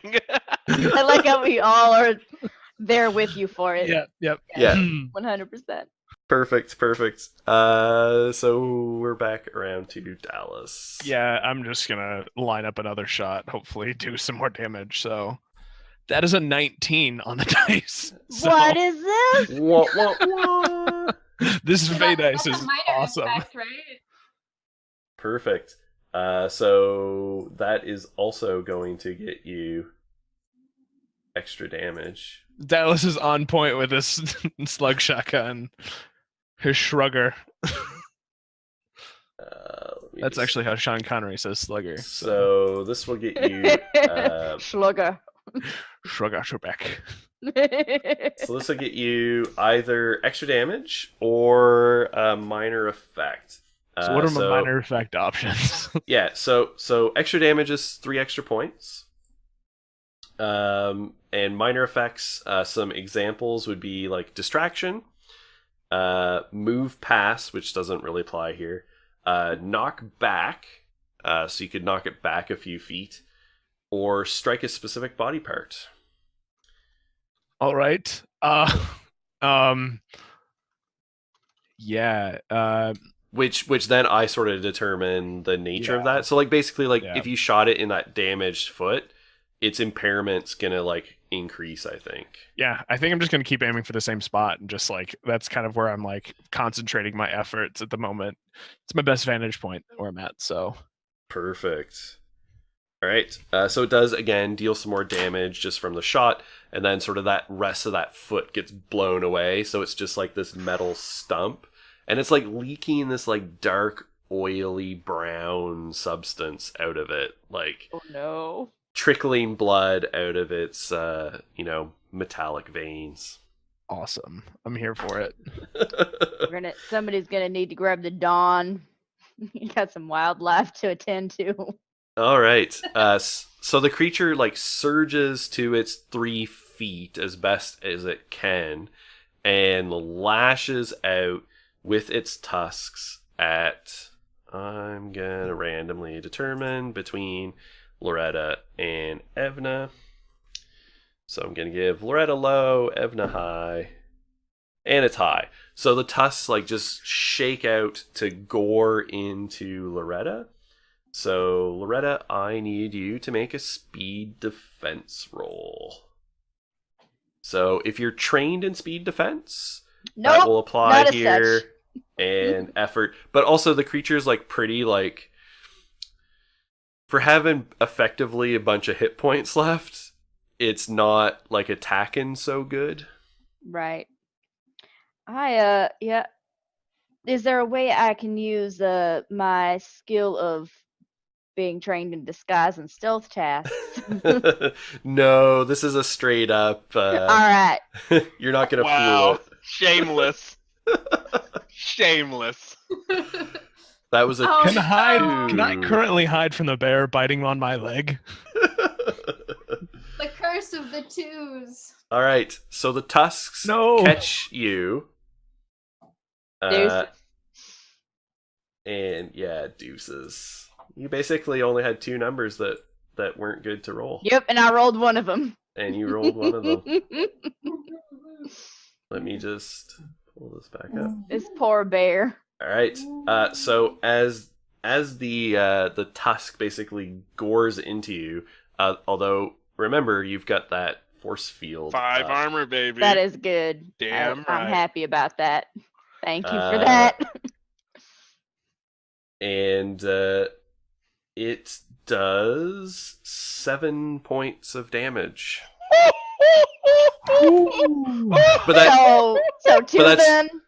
But then it's reduced by your armor, so yeah, it's only 2. All right, and I take that from my might pool first, correct? Yep. That is correct. Oh. You are All welcome. right, first blood. Yep. Great. Yeah. And when it does this, like when it bashes you with the like tusk, it like grabs you in its paws and it's like holding you fast. Do not want. Nope. It intends to ravage you. Oh, Hey, sorry. Phrasing? Sorry. Are we still doing phrasing? Yeah. Are we not doing it anymore? Yeah, my apologies. It's gonna stick its wires into her port. Oh no. Oh, Worse. God. It got That's- worse. That's so much worse. We're getting X cards from the audience now. So. Yeah. Yeah. Oh, Hashtag phrasings. oh, I'm no. sorry.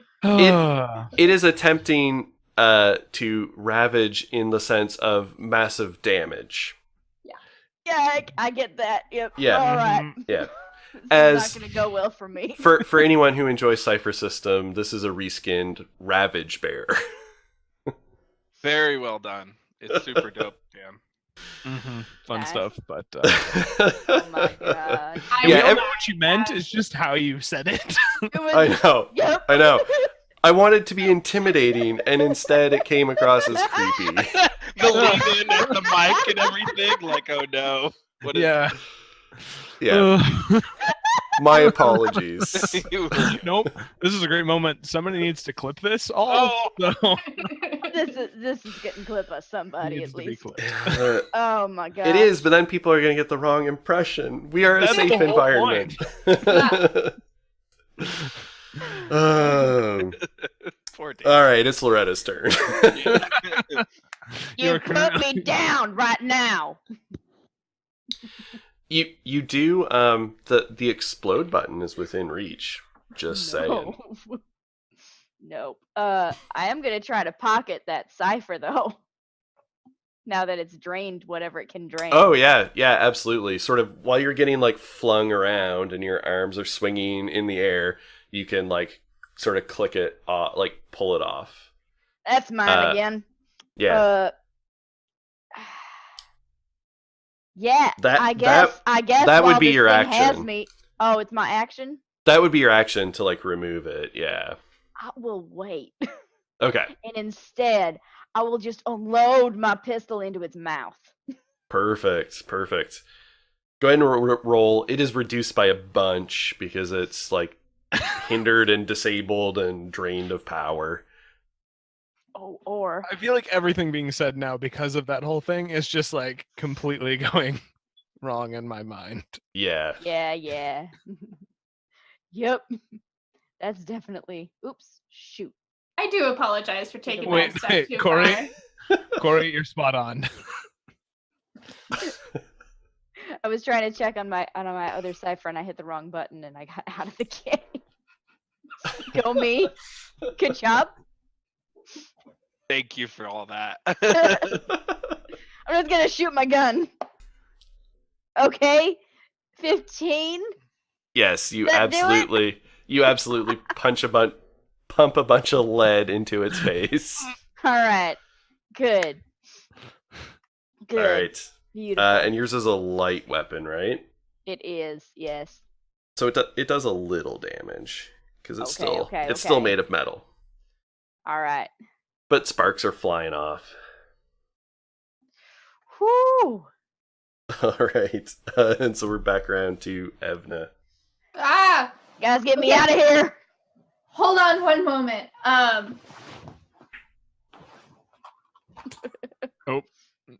Something happened.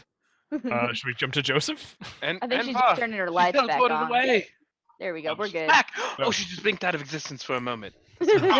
Powerful sorcery.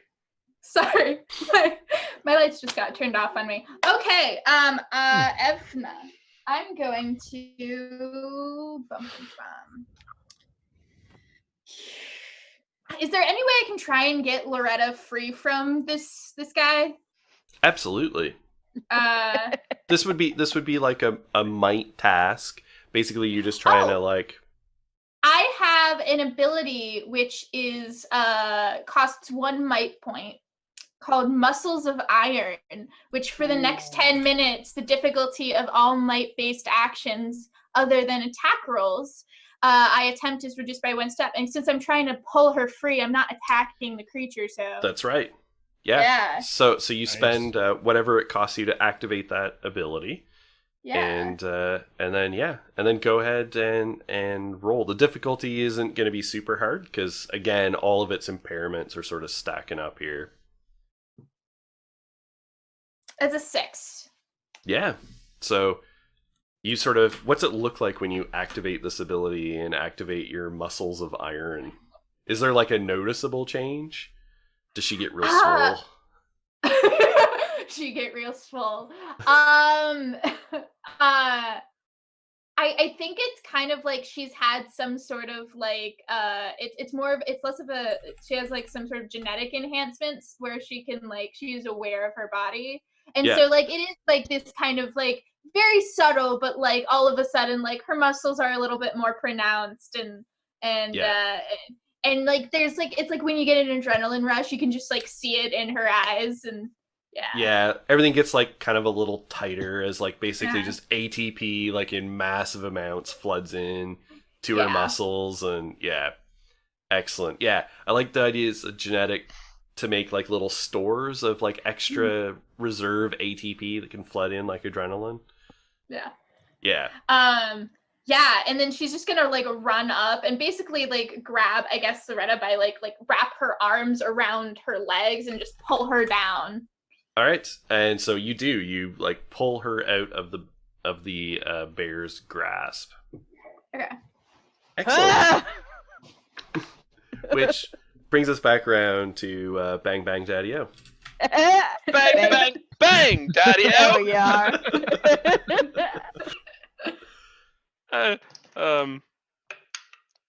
Yeah, 13. Hey. Absolutely. All right, 4 damage. All right. 3. 3. 2 plus 1. Yeah, and then it's armor functioning a little bit there. So the bear's getting pretty damaged, beat apart. But it is still in like just a mad frenzy. Oh no. Dallas. Okay, just gonna keep hammering away at that one spot. So Yep. no, I swear I'm not cheating. That is another nat 20. Oh my god. Perfect. So I don't know how else to like prove it to y'all, but like I believe you. nope, that's not gonna work. Yeah, never. That will never work. Never. It will never Gravity work. You have to is pick the- up the camera or Gravity is a something. thing. Oh wait, Gravity. I can do the camera. Nope, Yeah. that's not gonna move. Never mind. Lift up Just your believe entire me. monitor. I just imagine that like Dallas is just up there watching us all like flail about Oh frantically and is just like, you fucking amateurs. You skin bags just loading into this thing. So yeah, All right. yeah. I'm actually just gonna go for the extra damage. Perfect. Just try and put this thing down. Just like And you do. You basically just draw a bead on its head as it's like opening its mouth, and then like blow the head into pieces, and it just like falls down to the ground with this like slowly spreading pool of brown oil substance. I'm really hoping like Yeah. the splash effect got all over Evna and Loretta. Just and Oh, like yeah, a they- drop or two got on the shoe, the loafer of Joseph. Yeah, They were totally in the splash zone. It's, I have a question. Was that Bloosh. thing? Was that cipher, the grenade? Was that filled with electrical power, or was it filled with another Es- kind of energy? Essentially, yeah. I mean, it's energy. I'm really glad I didn't roll a natural 20.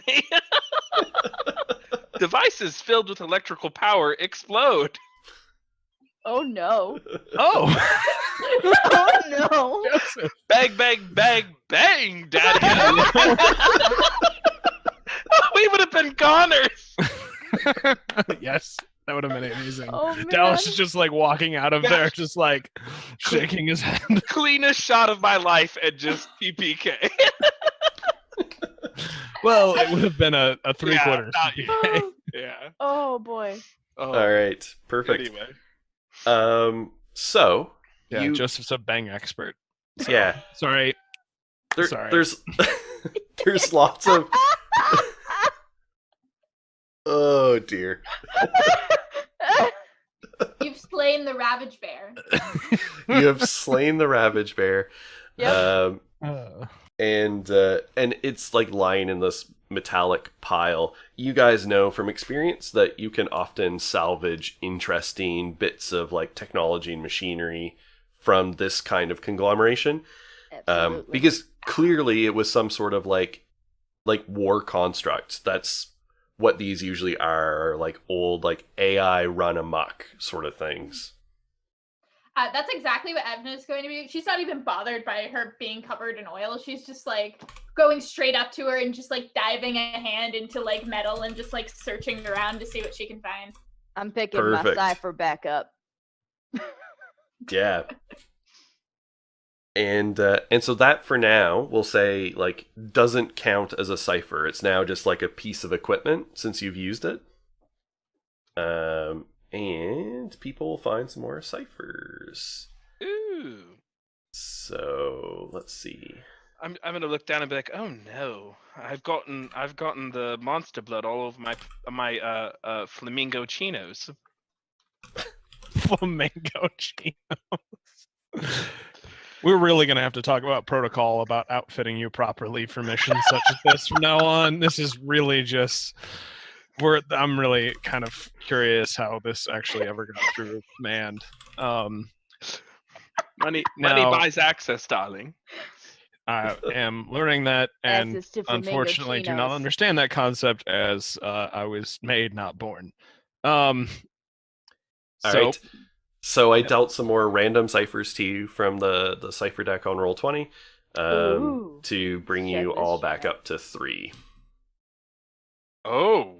So basically, like as you're Ooh. reaching and rummaging around, you pull out just like random pieces of like equipment and technology. You know, there might be fluids that you think you can inject. Like, who knows? Wow. These ciphers are totally rad. Who made these things again? What is this? it's just, Is this a cipher? I'm holding up a plant. I'm like, is this a cipher? What is cipher? okay. The real I like going to cipher my is friends earpiece. we've made along the way. I'm like, Loretta, remind me when we get back to base that they walk through their orientation protocols again. Whatever Yes. makes you happy, Dallas. That would make me quite happy because then the mission would go a little bit fluider. I mean, Now we still have to deal with our turret friend. right. I think I got something that can help us with that. Awesome. I was just gonna say I've got a perfect image of in my head of using this cipher grenade. Now, if we could recover it and take it back with us in some manner, that would be ideal. But something tells me that is just not how this is going to go down. Well, So I Yep. have a I mean, we're probably can we detonate it remotely or no? You can click it and throw it. Okay.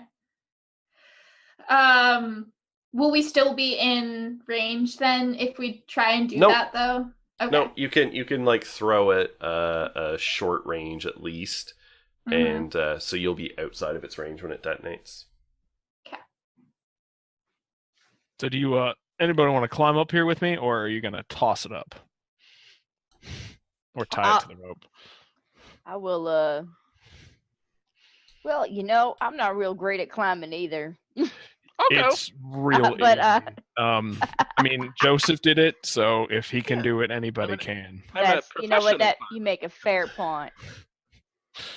But he only did it with the aid of drugs.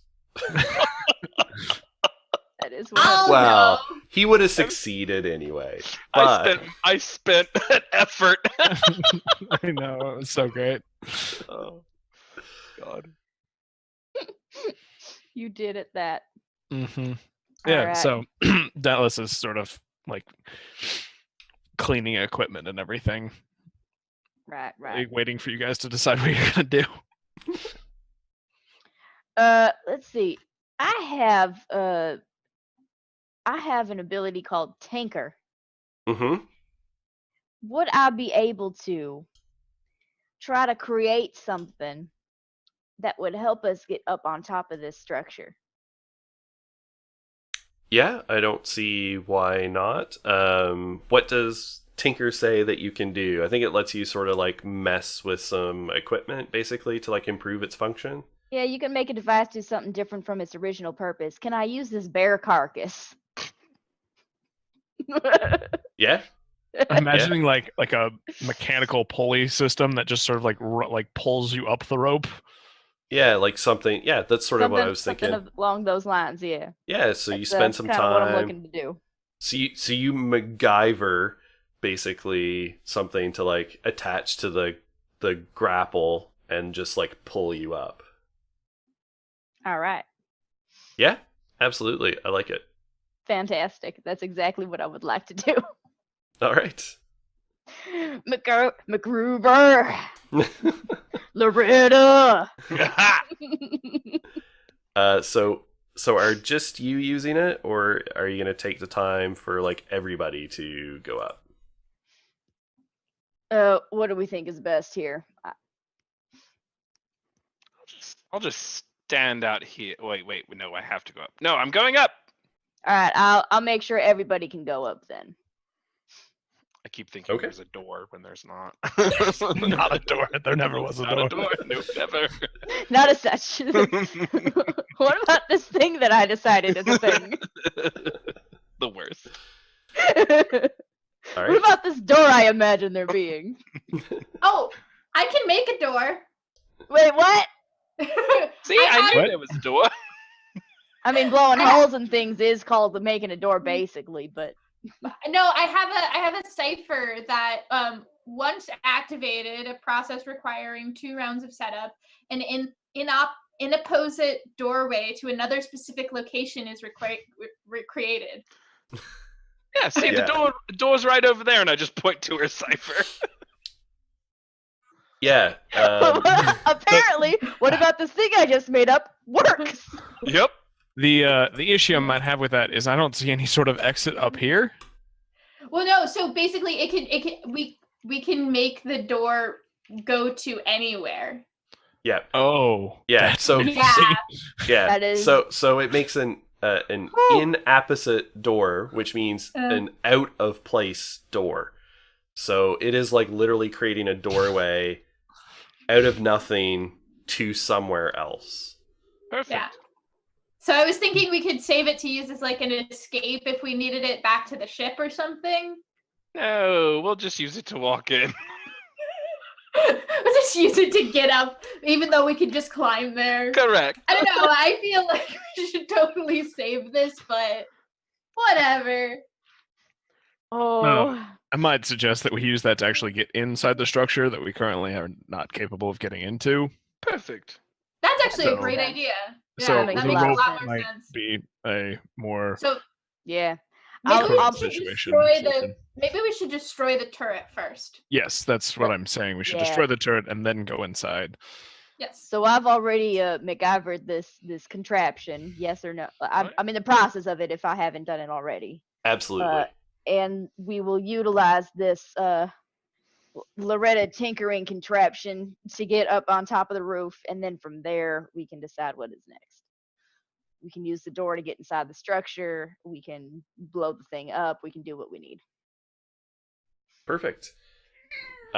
So yeah, so like basically what yeah, she's upset at me. She's like, no, I want attention. Yeah, I don't know what she wants. She's also closed in the room with me at the moment. Yeah. So I think she doesn't really want to go anywhere else, but she's mad the door's closed. As cats are wont to do. Yeah. They want their options, but they won't actually utilize them. No. They want all the choices, but they're not going to make the decision. So you jury rig it, pull yourself up.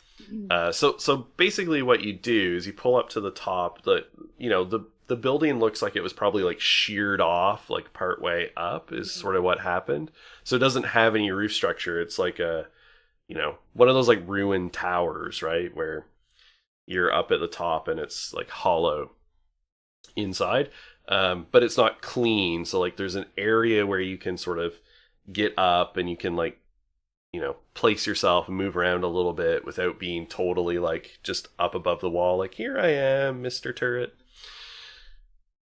And so you can like peek out and see it. So you can see this, crystal spider-like tube thing attached on the inside wall on the far side of the building. And when you look like down inside the building, you can see there was probably floors here at one point, like it was a multi-level building, but they're mostly ruined, and you can sort of just see down into the interior, and there's like plants growing inside it and that sort of thing. All right. All right. And the turret's still like clanking around a little bit and like surveying the sky. Does it generally stick to that wall, or does it sort of like work Yeah. its way around the crystal? Yeah, it might, but it seems to be in that general location at the moment anyway.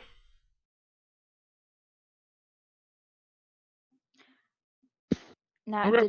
did this turret look like it had any sort of mechanical components, interface, anything, or did it just look to be more organic? It looks to be entirely made out of crystal, but for some alien like maker technology, that's not unusual. It looks a lot like the crystal that is what the obelisk gates, like how you traveled here, what those are made out of. All right. And kind of like the crystal of the building itself. All right.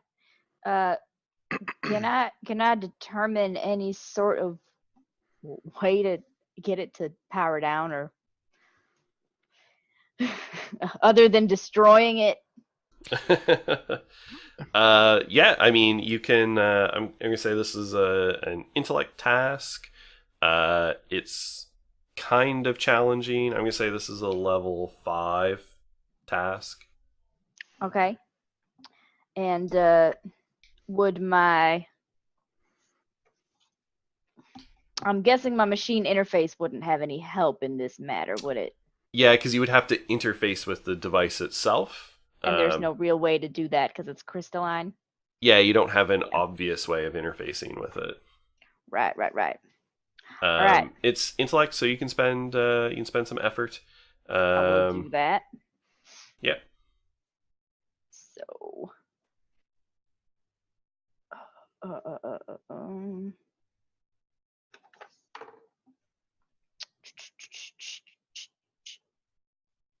right, let's try this. I don't know how this is gonna go, but I can apply effort more than once, right? Can I apply more than... at tier or no? 1, you can only apply one level of effort. Oh, okay. Yeah. 15. Perfect. All right. right. So you've encountered some technology like this before, and you're like looking at it, and you do know that it's while it's a crystal-based computing architecture, there is generally some sort of way that you can interface with it. It's often a little hard to get to, especially on like military equipment, but probably somewhere underneath it, like where it's clinging to the wall or something, there's probably some sort of port. All right. Yeah, see, this thing was just, kind of defending itself against whatever the hell that bear creature was, and it's trying to eat it and doesn't want to be ate.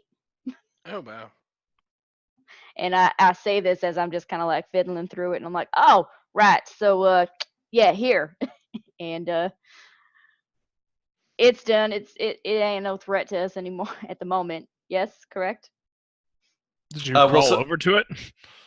Yeah, I mean it's still like perched on the other side of the building. Like you're just like recalling, and you know that underneath it you could access it if you got to it. All right. So,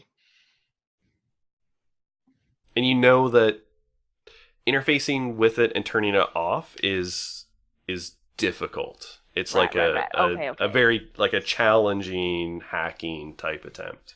I misunderstood what you were saying. Understood. Okay. So there's a part on it that I could access. It would be tough to deal with, or we could just blow the thing up. But if we want to try to salvage it at all, there's a way that we could try.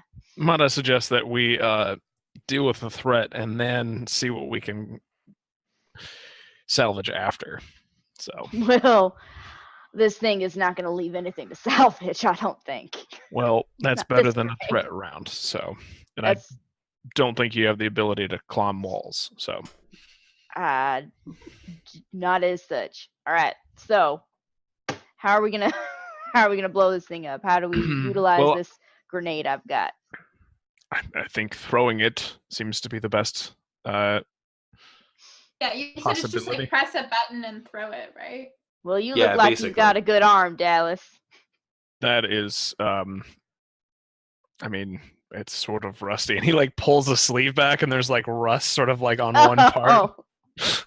Well, I mean, mine is all scarred to hell, so Our fair pilot has quite isn't- the arm. She's yeah. quite strong. yeah. Yeah, All she right. pulled you from those grasps. Edna, I am Edna. going to give you some encouragement, though. I'm going to use Ooh. that speaker ability to basically reduce it by 1. Oh yeah, the good advice. Yeah, no, encouragement. Oh. Literally Oh, you encouragement. have literally. I will use literally good advice. So We're if she just is like not already trained in pumping something, her up. she is now going to be trained in it for a round. Perfect. I don't and know I'm what you encouraging her utilize. in this throw. So Yeah. I'm So you ready, basically guys. got this. We're gonna blow some shit up. All right. Now my throwing arm ain't what it used to be since the incident. But what you got to do is you got to just, and I had kind of help her with her stance, and I'm like, and you just got to launch it. And you got to account for the wind and. All right. Yeah.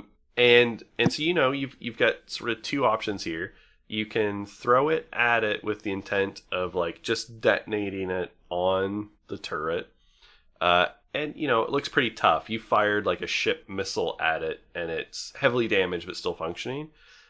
Or you could try and like throw it and hit sort of what it's clinging to on the building, which might then like make it fall and like have stuff collapse on it. But would that damage like anything else in the building and like Well, so the building is kind of just a ruin. falling It's like apart a shell. anyways? Okay. Yeah. Okay.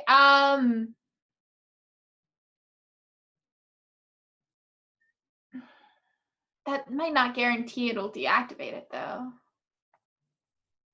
You've got It probably- this, Edna. Trust your gut. Okay. Okay. Let's go. We're just gonna. I'm readying a follow-up shot just in case, Yeah, Yeah, same I here. think- That seems wise. I think we're just gonna throw it on the thing. Yeah. Okay. and then we're all just like lining up our weapons just in case. I would like to make sure I am taking some sort of cover and ready to fire. If there's Perfect. cover around. So I have encouragement, good advice, and Yeah, so the difficulty is reduced by 2 here. okay. And then you're just throwing it, so that'll be speed. You can apply effort if you so choose. I will apply effort. All right. So the unknown challenge. I'm gonna say this is like it's a level 4 challenge. You've reduced it by 3. All right. So 7 on the die. There we go. perfect. Good work, Uh, team. So you We activate did it, it. you chuck it, it tumbles through the air, and it like sticks basically to the turret, and then detonates, dealing 8 points of damage to the turret, and it like sparks and fizzles. And I'm gonna intrude here, if I may. I mean, you could try. Yes. Somebody could spend an XP to stop him from intruding, right? Oh, I will refuse. not. But I'm Is this me? offering the intrusion to Morgan. Yeah. There we Okay. go. All right. Yeah, let's go for it. So that gives right. me an XP. Yeah, and you get to give an XP to someone else. I'm gonna give it to the our Mr. Robot in the top hat. It's a cowboy hat. It's a 10-gallon cowboy hat. Thank you very much. Okay, sorry. Mr. Robot in the cowboy hat, the bolo tie. So rad. Perfect. Yeah, that's who I'm giving it to because he proved himself during that combat. Perfect.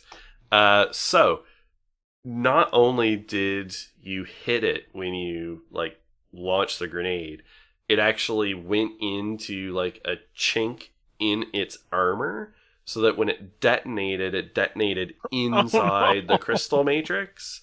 So it like totally deactivated it. You actually don't think that like just the 8 points on top of its armor would have like it would have did damage, but not totally deactivated it. And instead, like it just out and like falls off and into the interior building, and you hear it like, shatter a bit as it clunks into the ground below, into like a smoking pile of rubble. That was I don't not think what we I was can expecting. I was expecting it to salvage- explode. I don't think we can salvage it though. Yeah, that's not what I expected. Yeah. I expected if we were gonna blow it up, we wouldn't have nothing to salvage. Yeah. So, We got right, this bear thing though. Yeah, we've already Is- got a bounty. Does anything look like there's like anything to like salvage? Not the turret, but down below. Yeah. in Could the I like building. swing the grappling hook over to the other side and then belay down?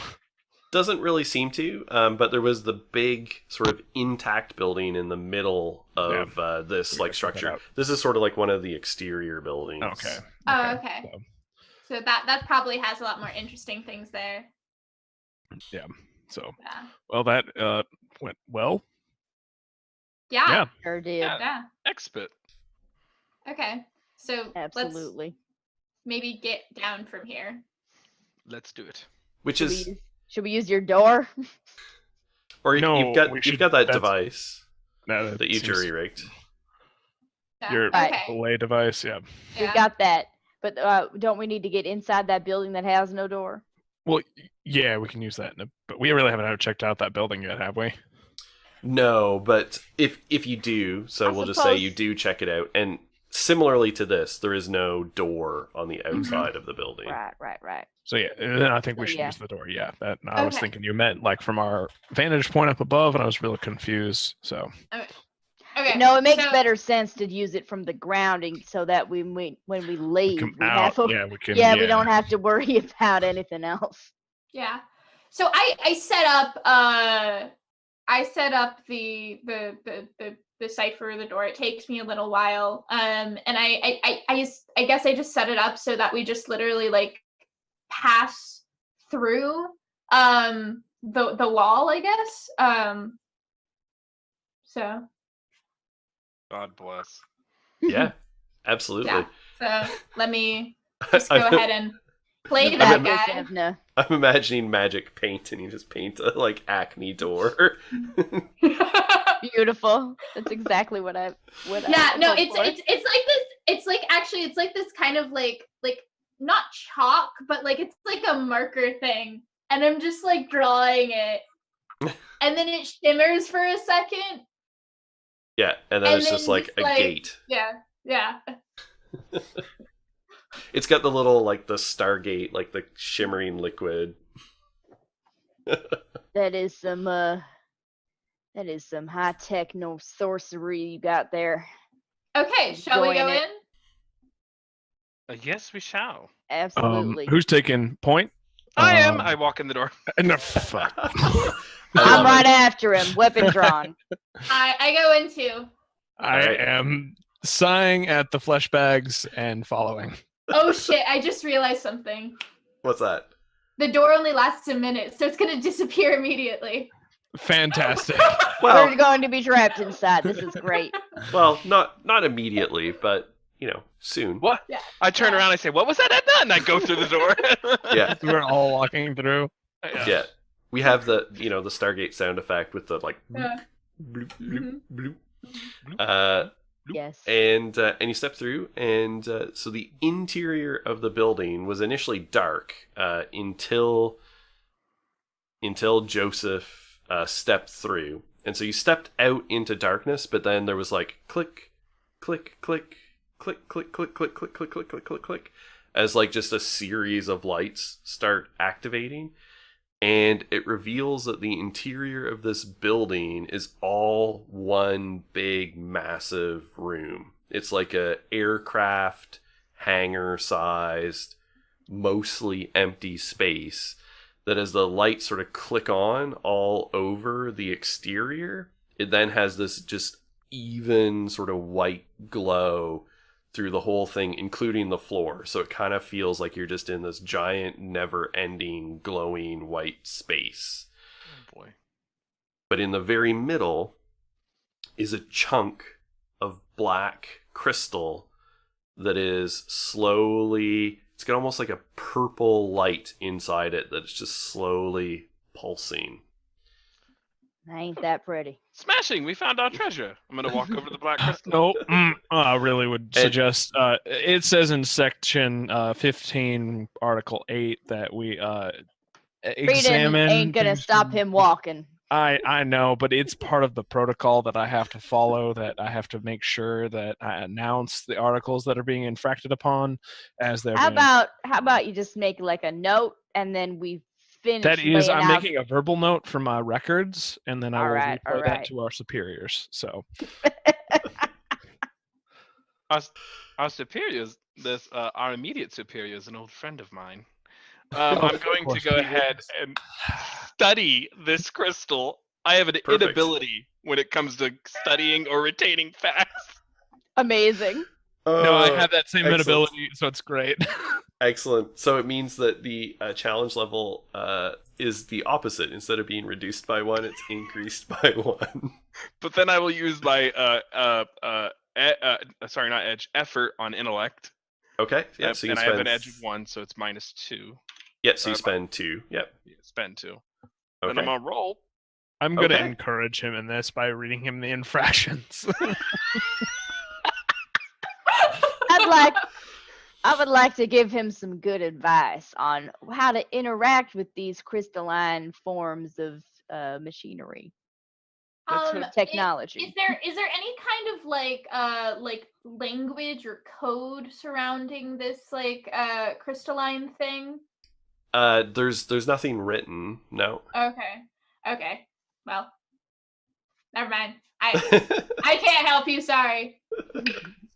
I like where this is going. 19. Yay! Perfect. And that's a minor So- effect too. It is. So like when you come up to this crystal and you can just sort of feeling it pulling you as you're like studying it from every angle, and like your electrical energy starts like reverberating off of it like a Tesla type effect, and it's like zapping out from you to it and back, and you're super sure this is like a Maker AI core. Like this is the mother lode. The only problem is none of these have ever been recovered intact because they've either been damaged to the point where the AI is insane because it's been here for like 1 million years or something, or it self-destructs so that it doesn't get captured. But with the perfection of your 19, if I may intrude, Yeah, go ahead. so you can take 1 experience, and who would you like to give the other experience to? I'm gonna give the experience to the one person who's always believed in me, Dallas. Perfect. So you can mark that experience. As this like starts resonating with you, Good. a voice starts talking to you in your head. And it is just this like weird, inflectionless alien voice. And at first you don't understand anything it's saying. Like it's a language you totally don't get. But then it says adapting. And it cycles through like a few things that seem like they make sense. And then the voice just says, interesting. I would like to study you further.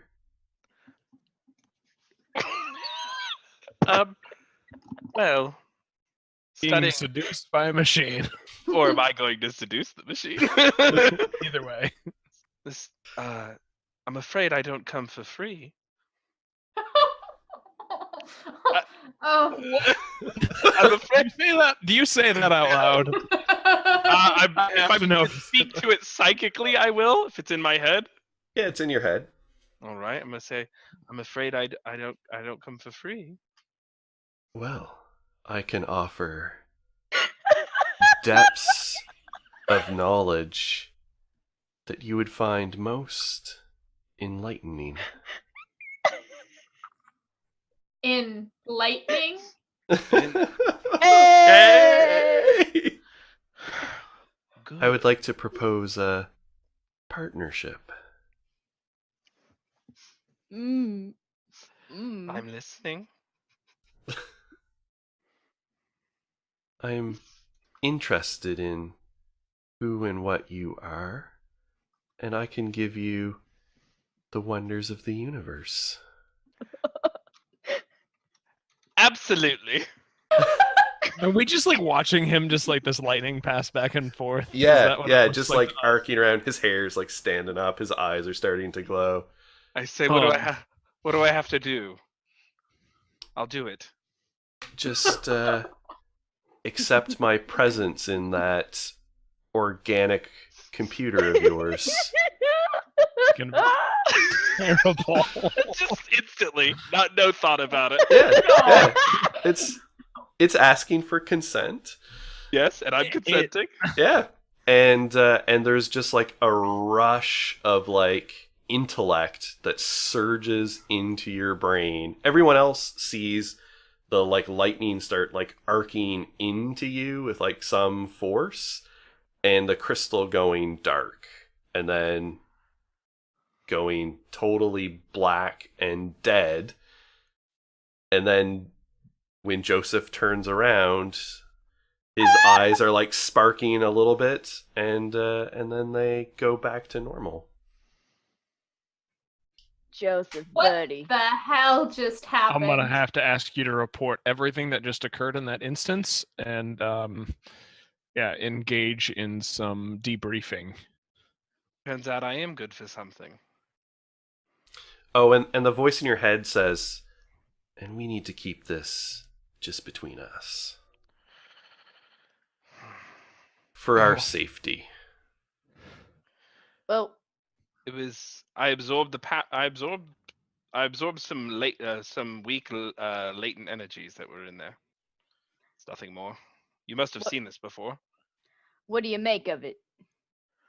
Oh, I don't know. Not a scholar. I mean, you're the one who walked up to it, so. Yeah, it was lightning, so I took it in. That's usually what I do. It All right, well. was some sort of power source. Then is that what you're saying? Yeah, like a dull battery. What was left of it. I'd like to examine it and see what I can make of I it have and potentially salvage of it. Ability in here. Oh, One beautiful. second. Not for that. I'm dealing with Oh, all Joseph right. at the moment. Fast talk. I see nothing wrong with this. When speaking with an intelligent creature that can understand you and isn't hostile, you convince the creature to take a reasonable action in the next round. I'm going to try to get him to tell me the truth. Well, Good luck. So with like player versus player type situations, I actually forget what they are. Yeah. I mean, obviously you could do some sort of opposed roll, but it usually just makes more sense to go with like, Taryn or Dallas is using their like, fast talk abilities to try and convince you to something, but it's kind of up to you to decide what Joseph would do in this circumstance. Yeah, basically, it's just trying to get him to trying to talk around and like that whole like spin mentality to try and like tell him that it's going to be okay if he just tells me what exactly happened. I'm trained in tasks involving positive and pleasant social interactions. Same. I'm also trained in. I have something that might work a little easier. Is he like across the room from us?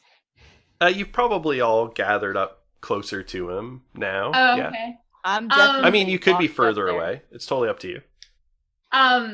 Because the way I imagined it is that he's like still by the crystal, and we're kind of at the front of or where the door was.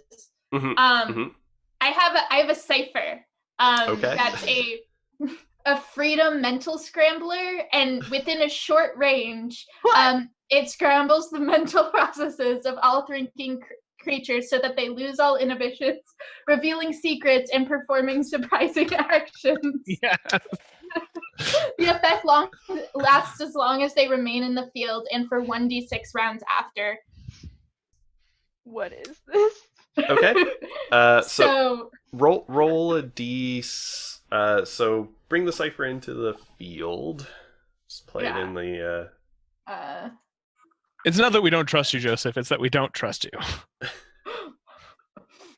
and so Alright. I guess I just like I I guess I'll trust just Joseph. like it's like it emits a field, so I just like slide it down towards him so that it like doesn't catch us in it.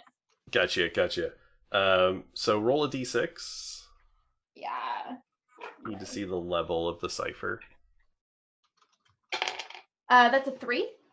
Okay, so it's a level 5 cipher. So Joseph, you would be making a intellect like resistance roll against the cipher. All right. So if you have any skills on like resisting mental effects or things like that, they would apply. Says you're trained when using special abilities that influence the mind of others. Using, I don't think that. Yeah, no, there's a separate one for resisting mental effects. Gotcha. Yeah, but you can spend intellect. I shall spend intellect. All right. So you can spend 3 minus your edge for a level of effort, so that would bring it down to a level 4, so you need a 12 or higher. All right. Yeah, I don't have anything else. 12 exactly. Okay. Nice. Yeah, so the field like pulses around you, and the alien AI in your brain sort of just like goes unpleasant. That was rude. What are we doing here? Just trying to suss out the actual occurrence that occurred. He walked up, some lightning happened, he dealt with it. I'm going to look at the thing now. Can I do that? You can go right ahead. I'm not trying to impede you. It just seems fishy that the only thing in here was a small power source that Joseph absorbed the lightning from, or the energy. At least I've claimed it so we can disperse it back at HQ.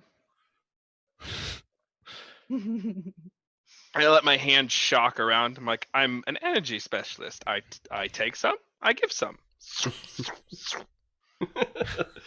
And he's quite good at it. And then I tend to the thing that I was trying to do originally. Absolutely. And you walk into the field. Oh wait, Yeah. do I see that it's a field that still persists? Yeah, and it's only roll another d6. We'll see how many rounds it would last. Because I wouldn't walk into something I could see. That's if a I 5. can't see it, that's a different story. Yeah, so like 5. It only lasts for like roughly a minute. Okay. Yeah. And then it'll wink out. So you kind of know that you can just wait. You probably see a All little right. countdown clock on the on the device. Yeah. Yeah. I'm just like, all right, I guess I'm waiting here now. All right. So you're gonna examine the hunk of crystal. Yes, so, please. Absolutely. So let me know what sort of skills you got. Some skills here, I think. I have some. I had my machine interface again probably does not do anything, but I do have Tinker, so maybe I can. Yeah, you toy probably with don't. Something on hand. You probably don't want to tinker with it. Your machine interface lets you like at least connect to it. Oh, okay, so, great. Yeah, so we'll have that. So that's one, that. and you can spend intellect. I will to apply some effort. Yes. Perfect. All right. All right. Let's see how this goes, y'all. 15. All right. So yeah, so you connect into it and start getting some data readings. It is definitely a computer core. It's currently dead, as in it doesn't have any. You're reasonably sure, like matching to your databases, that it was an AI core. It doesn't have an AI inhabiting it now, but it would still have recoverable data, and so it is still valuable. We are definitely taking this back. Smash it. Am I able to recover it in a way that's not going to damage any of the data on it?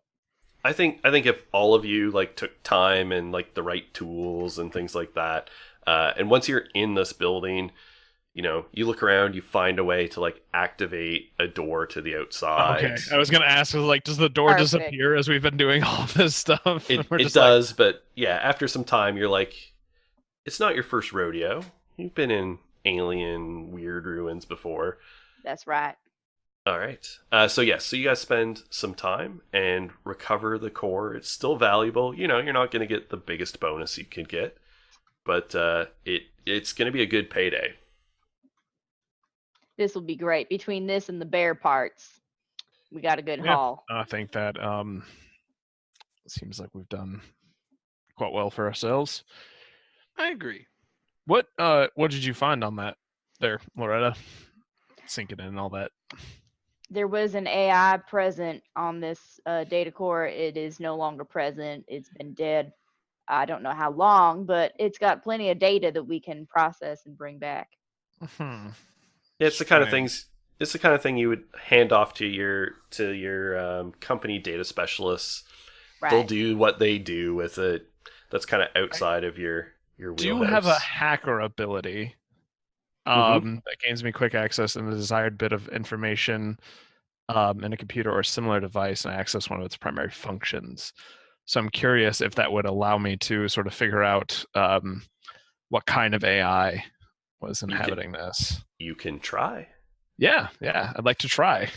All right. Just And because are I you gonna am an spend any- AI myself, so I'm quite curious Yeah. about this. There you And go. are you going to spend any other effort? Yeah, I will spend an effort to do that, so I'll drop another intellect point, or a couple intellect points, so... 3 minus your edge. Yeah, so... Let's see, do I have anything else? I mean, the hacker's allowing me to test this, so... That's right. Yeah, I think that's all I've got, unless perception probably not has anything to do with this. Yeah, probably not. Okay, this dice, I swear, I'm not... It's another natural 20. What I'm is not even kidding. Busted.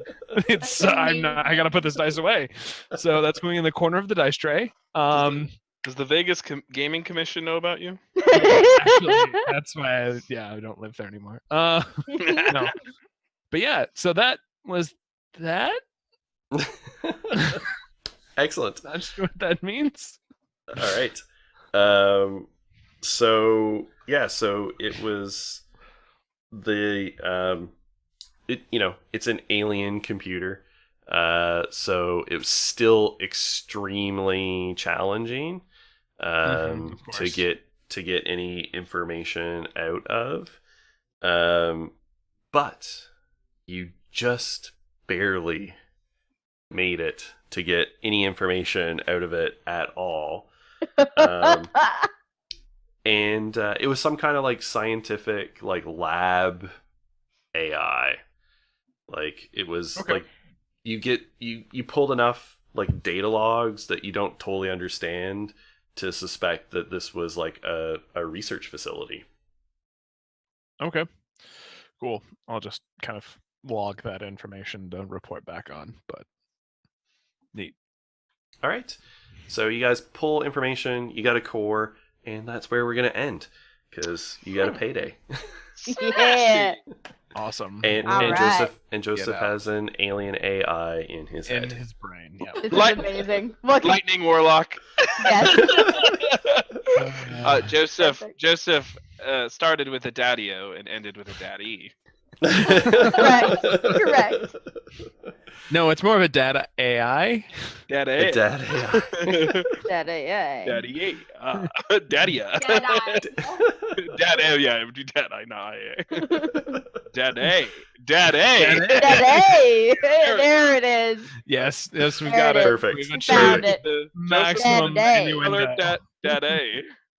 and You have fun to move your capacity. eyebrows when you say it, though. That Day. Bang, bang, bang, daddy. All right. Oh, this was too So- much.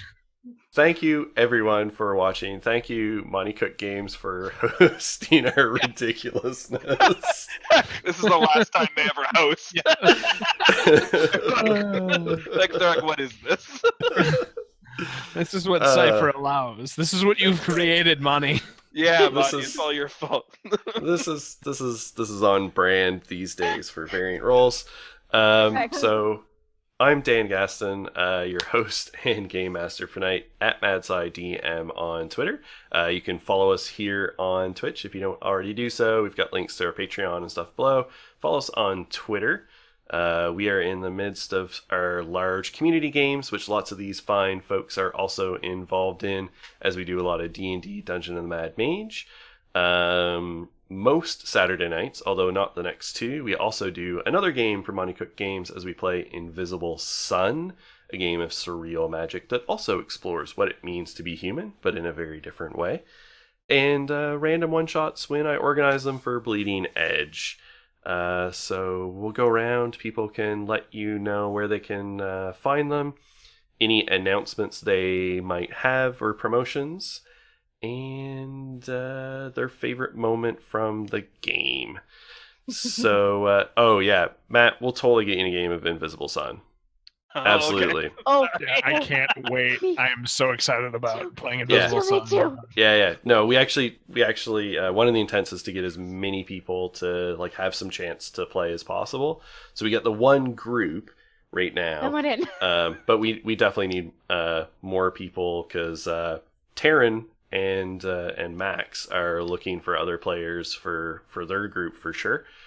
And we've got some other people. Alex Catu wants to in on some games and some things too. So yeah, we'll make it happen. It is so So- dark and strange, and I love everything about it, and I want all of it. Yeah, I definitely make it dark and strange, but I love it.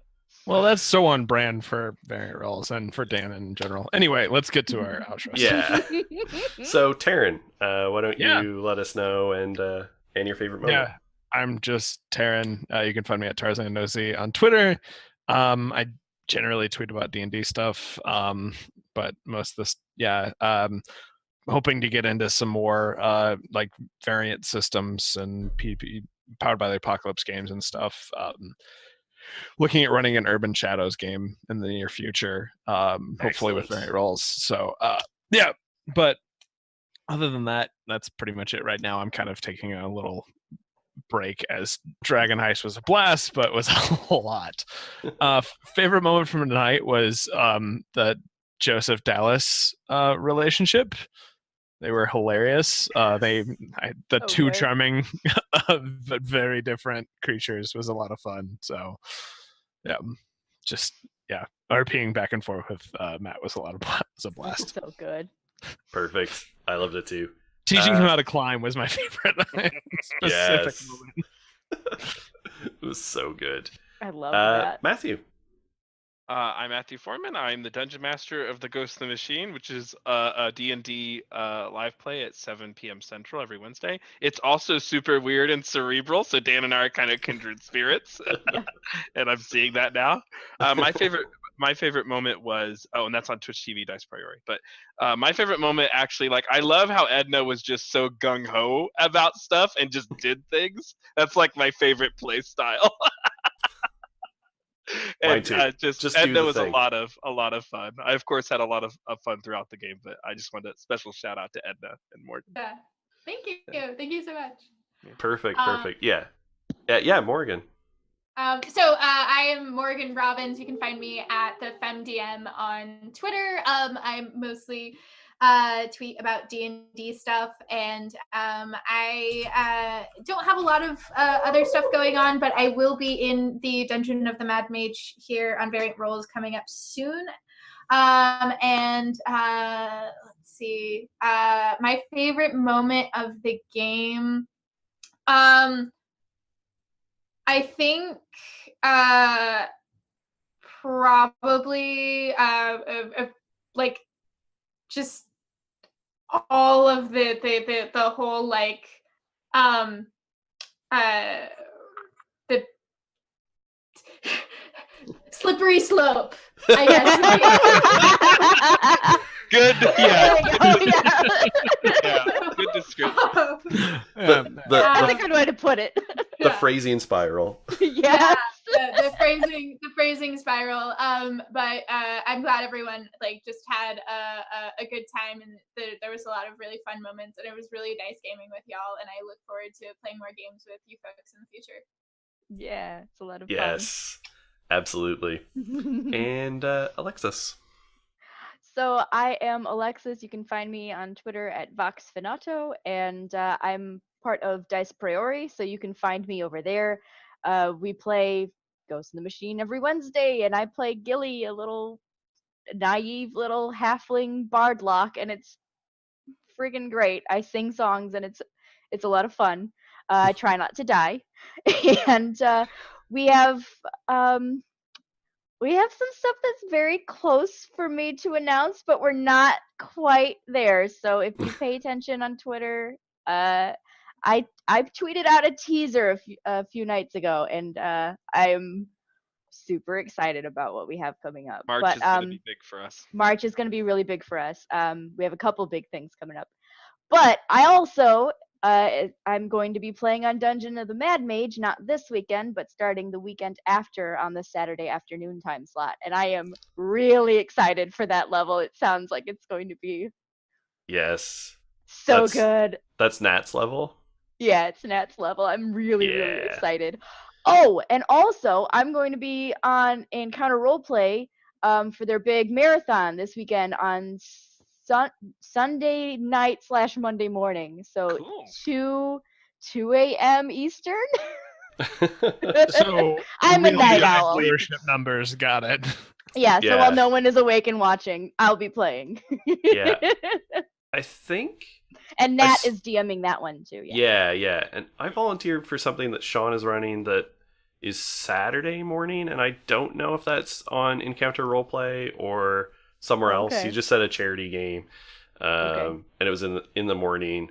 So maybe it's on Encounter Roleplay. I don't know, or somewhere. I don't know. I'm doing something somewhere. Post it on someplace. Twitter when Game you it- figure it out. Yeah, follow Yeah. Somewhere. Yeah.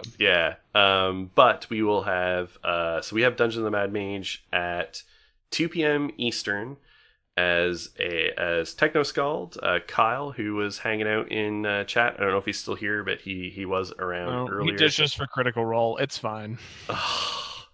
It's understandable, honestly. CR. Although, I mean, if you're gonna watch anything but Critical Role, it really should have been this. Yeah. But he will be finishing up Obstacle Course, which, of course, we've got some did. players And I died. here. Yeah. Matthew unfortunately died last week. We'll see what he brings for the finale. Yes, then instead of Invisible Sun at 9 Eastern, yes, at 9 p.m. Eastern, I'll be kicking off another level that I am running, level 2, the Arcane Laboratories, and so that will be the next 2 Saturday nights. Instead of Invisible Sun, we'll have some D&D to slot that in. And then next week, we've got like Nox starting on Monday, and Sean's wrapping his level on Wednesday, and Nat will be starting the next Saturday, and yeah, so Yeah. a lot of stuff. A lot of Um, stuff, yeah. A lot of Awesome. stuff. It's Yeah. awesome. And I think my favorite moment, as always, was being a seductive AI. Oh right, I forgot to Yeah. mention my favorite moment. My favorite Yeah, you moment was Joseph just giving over entirely with no hesitation. That was Yep. amazing. Yep. I enjoyed being a seductive AI and seducing Matthew. So That was a lot of fun. So good. Oh, so good. all right. There's so much getting clipped tonight. For Oh, There's sure. a lot of clippable moments. for so sure. much. All right. So thanks everyone for sticking around. Tune in Yeah. on Saturday for all our shenanigans.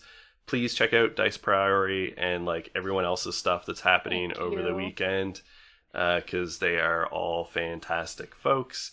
And so we'll see you later. Yep. Bye. Bye.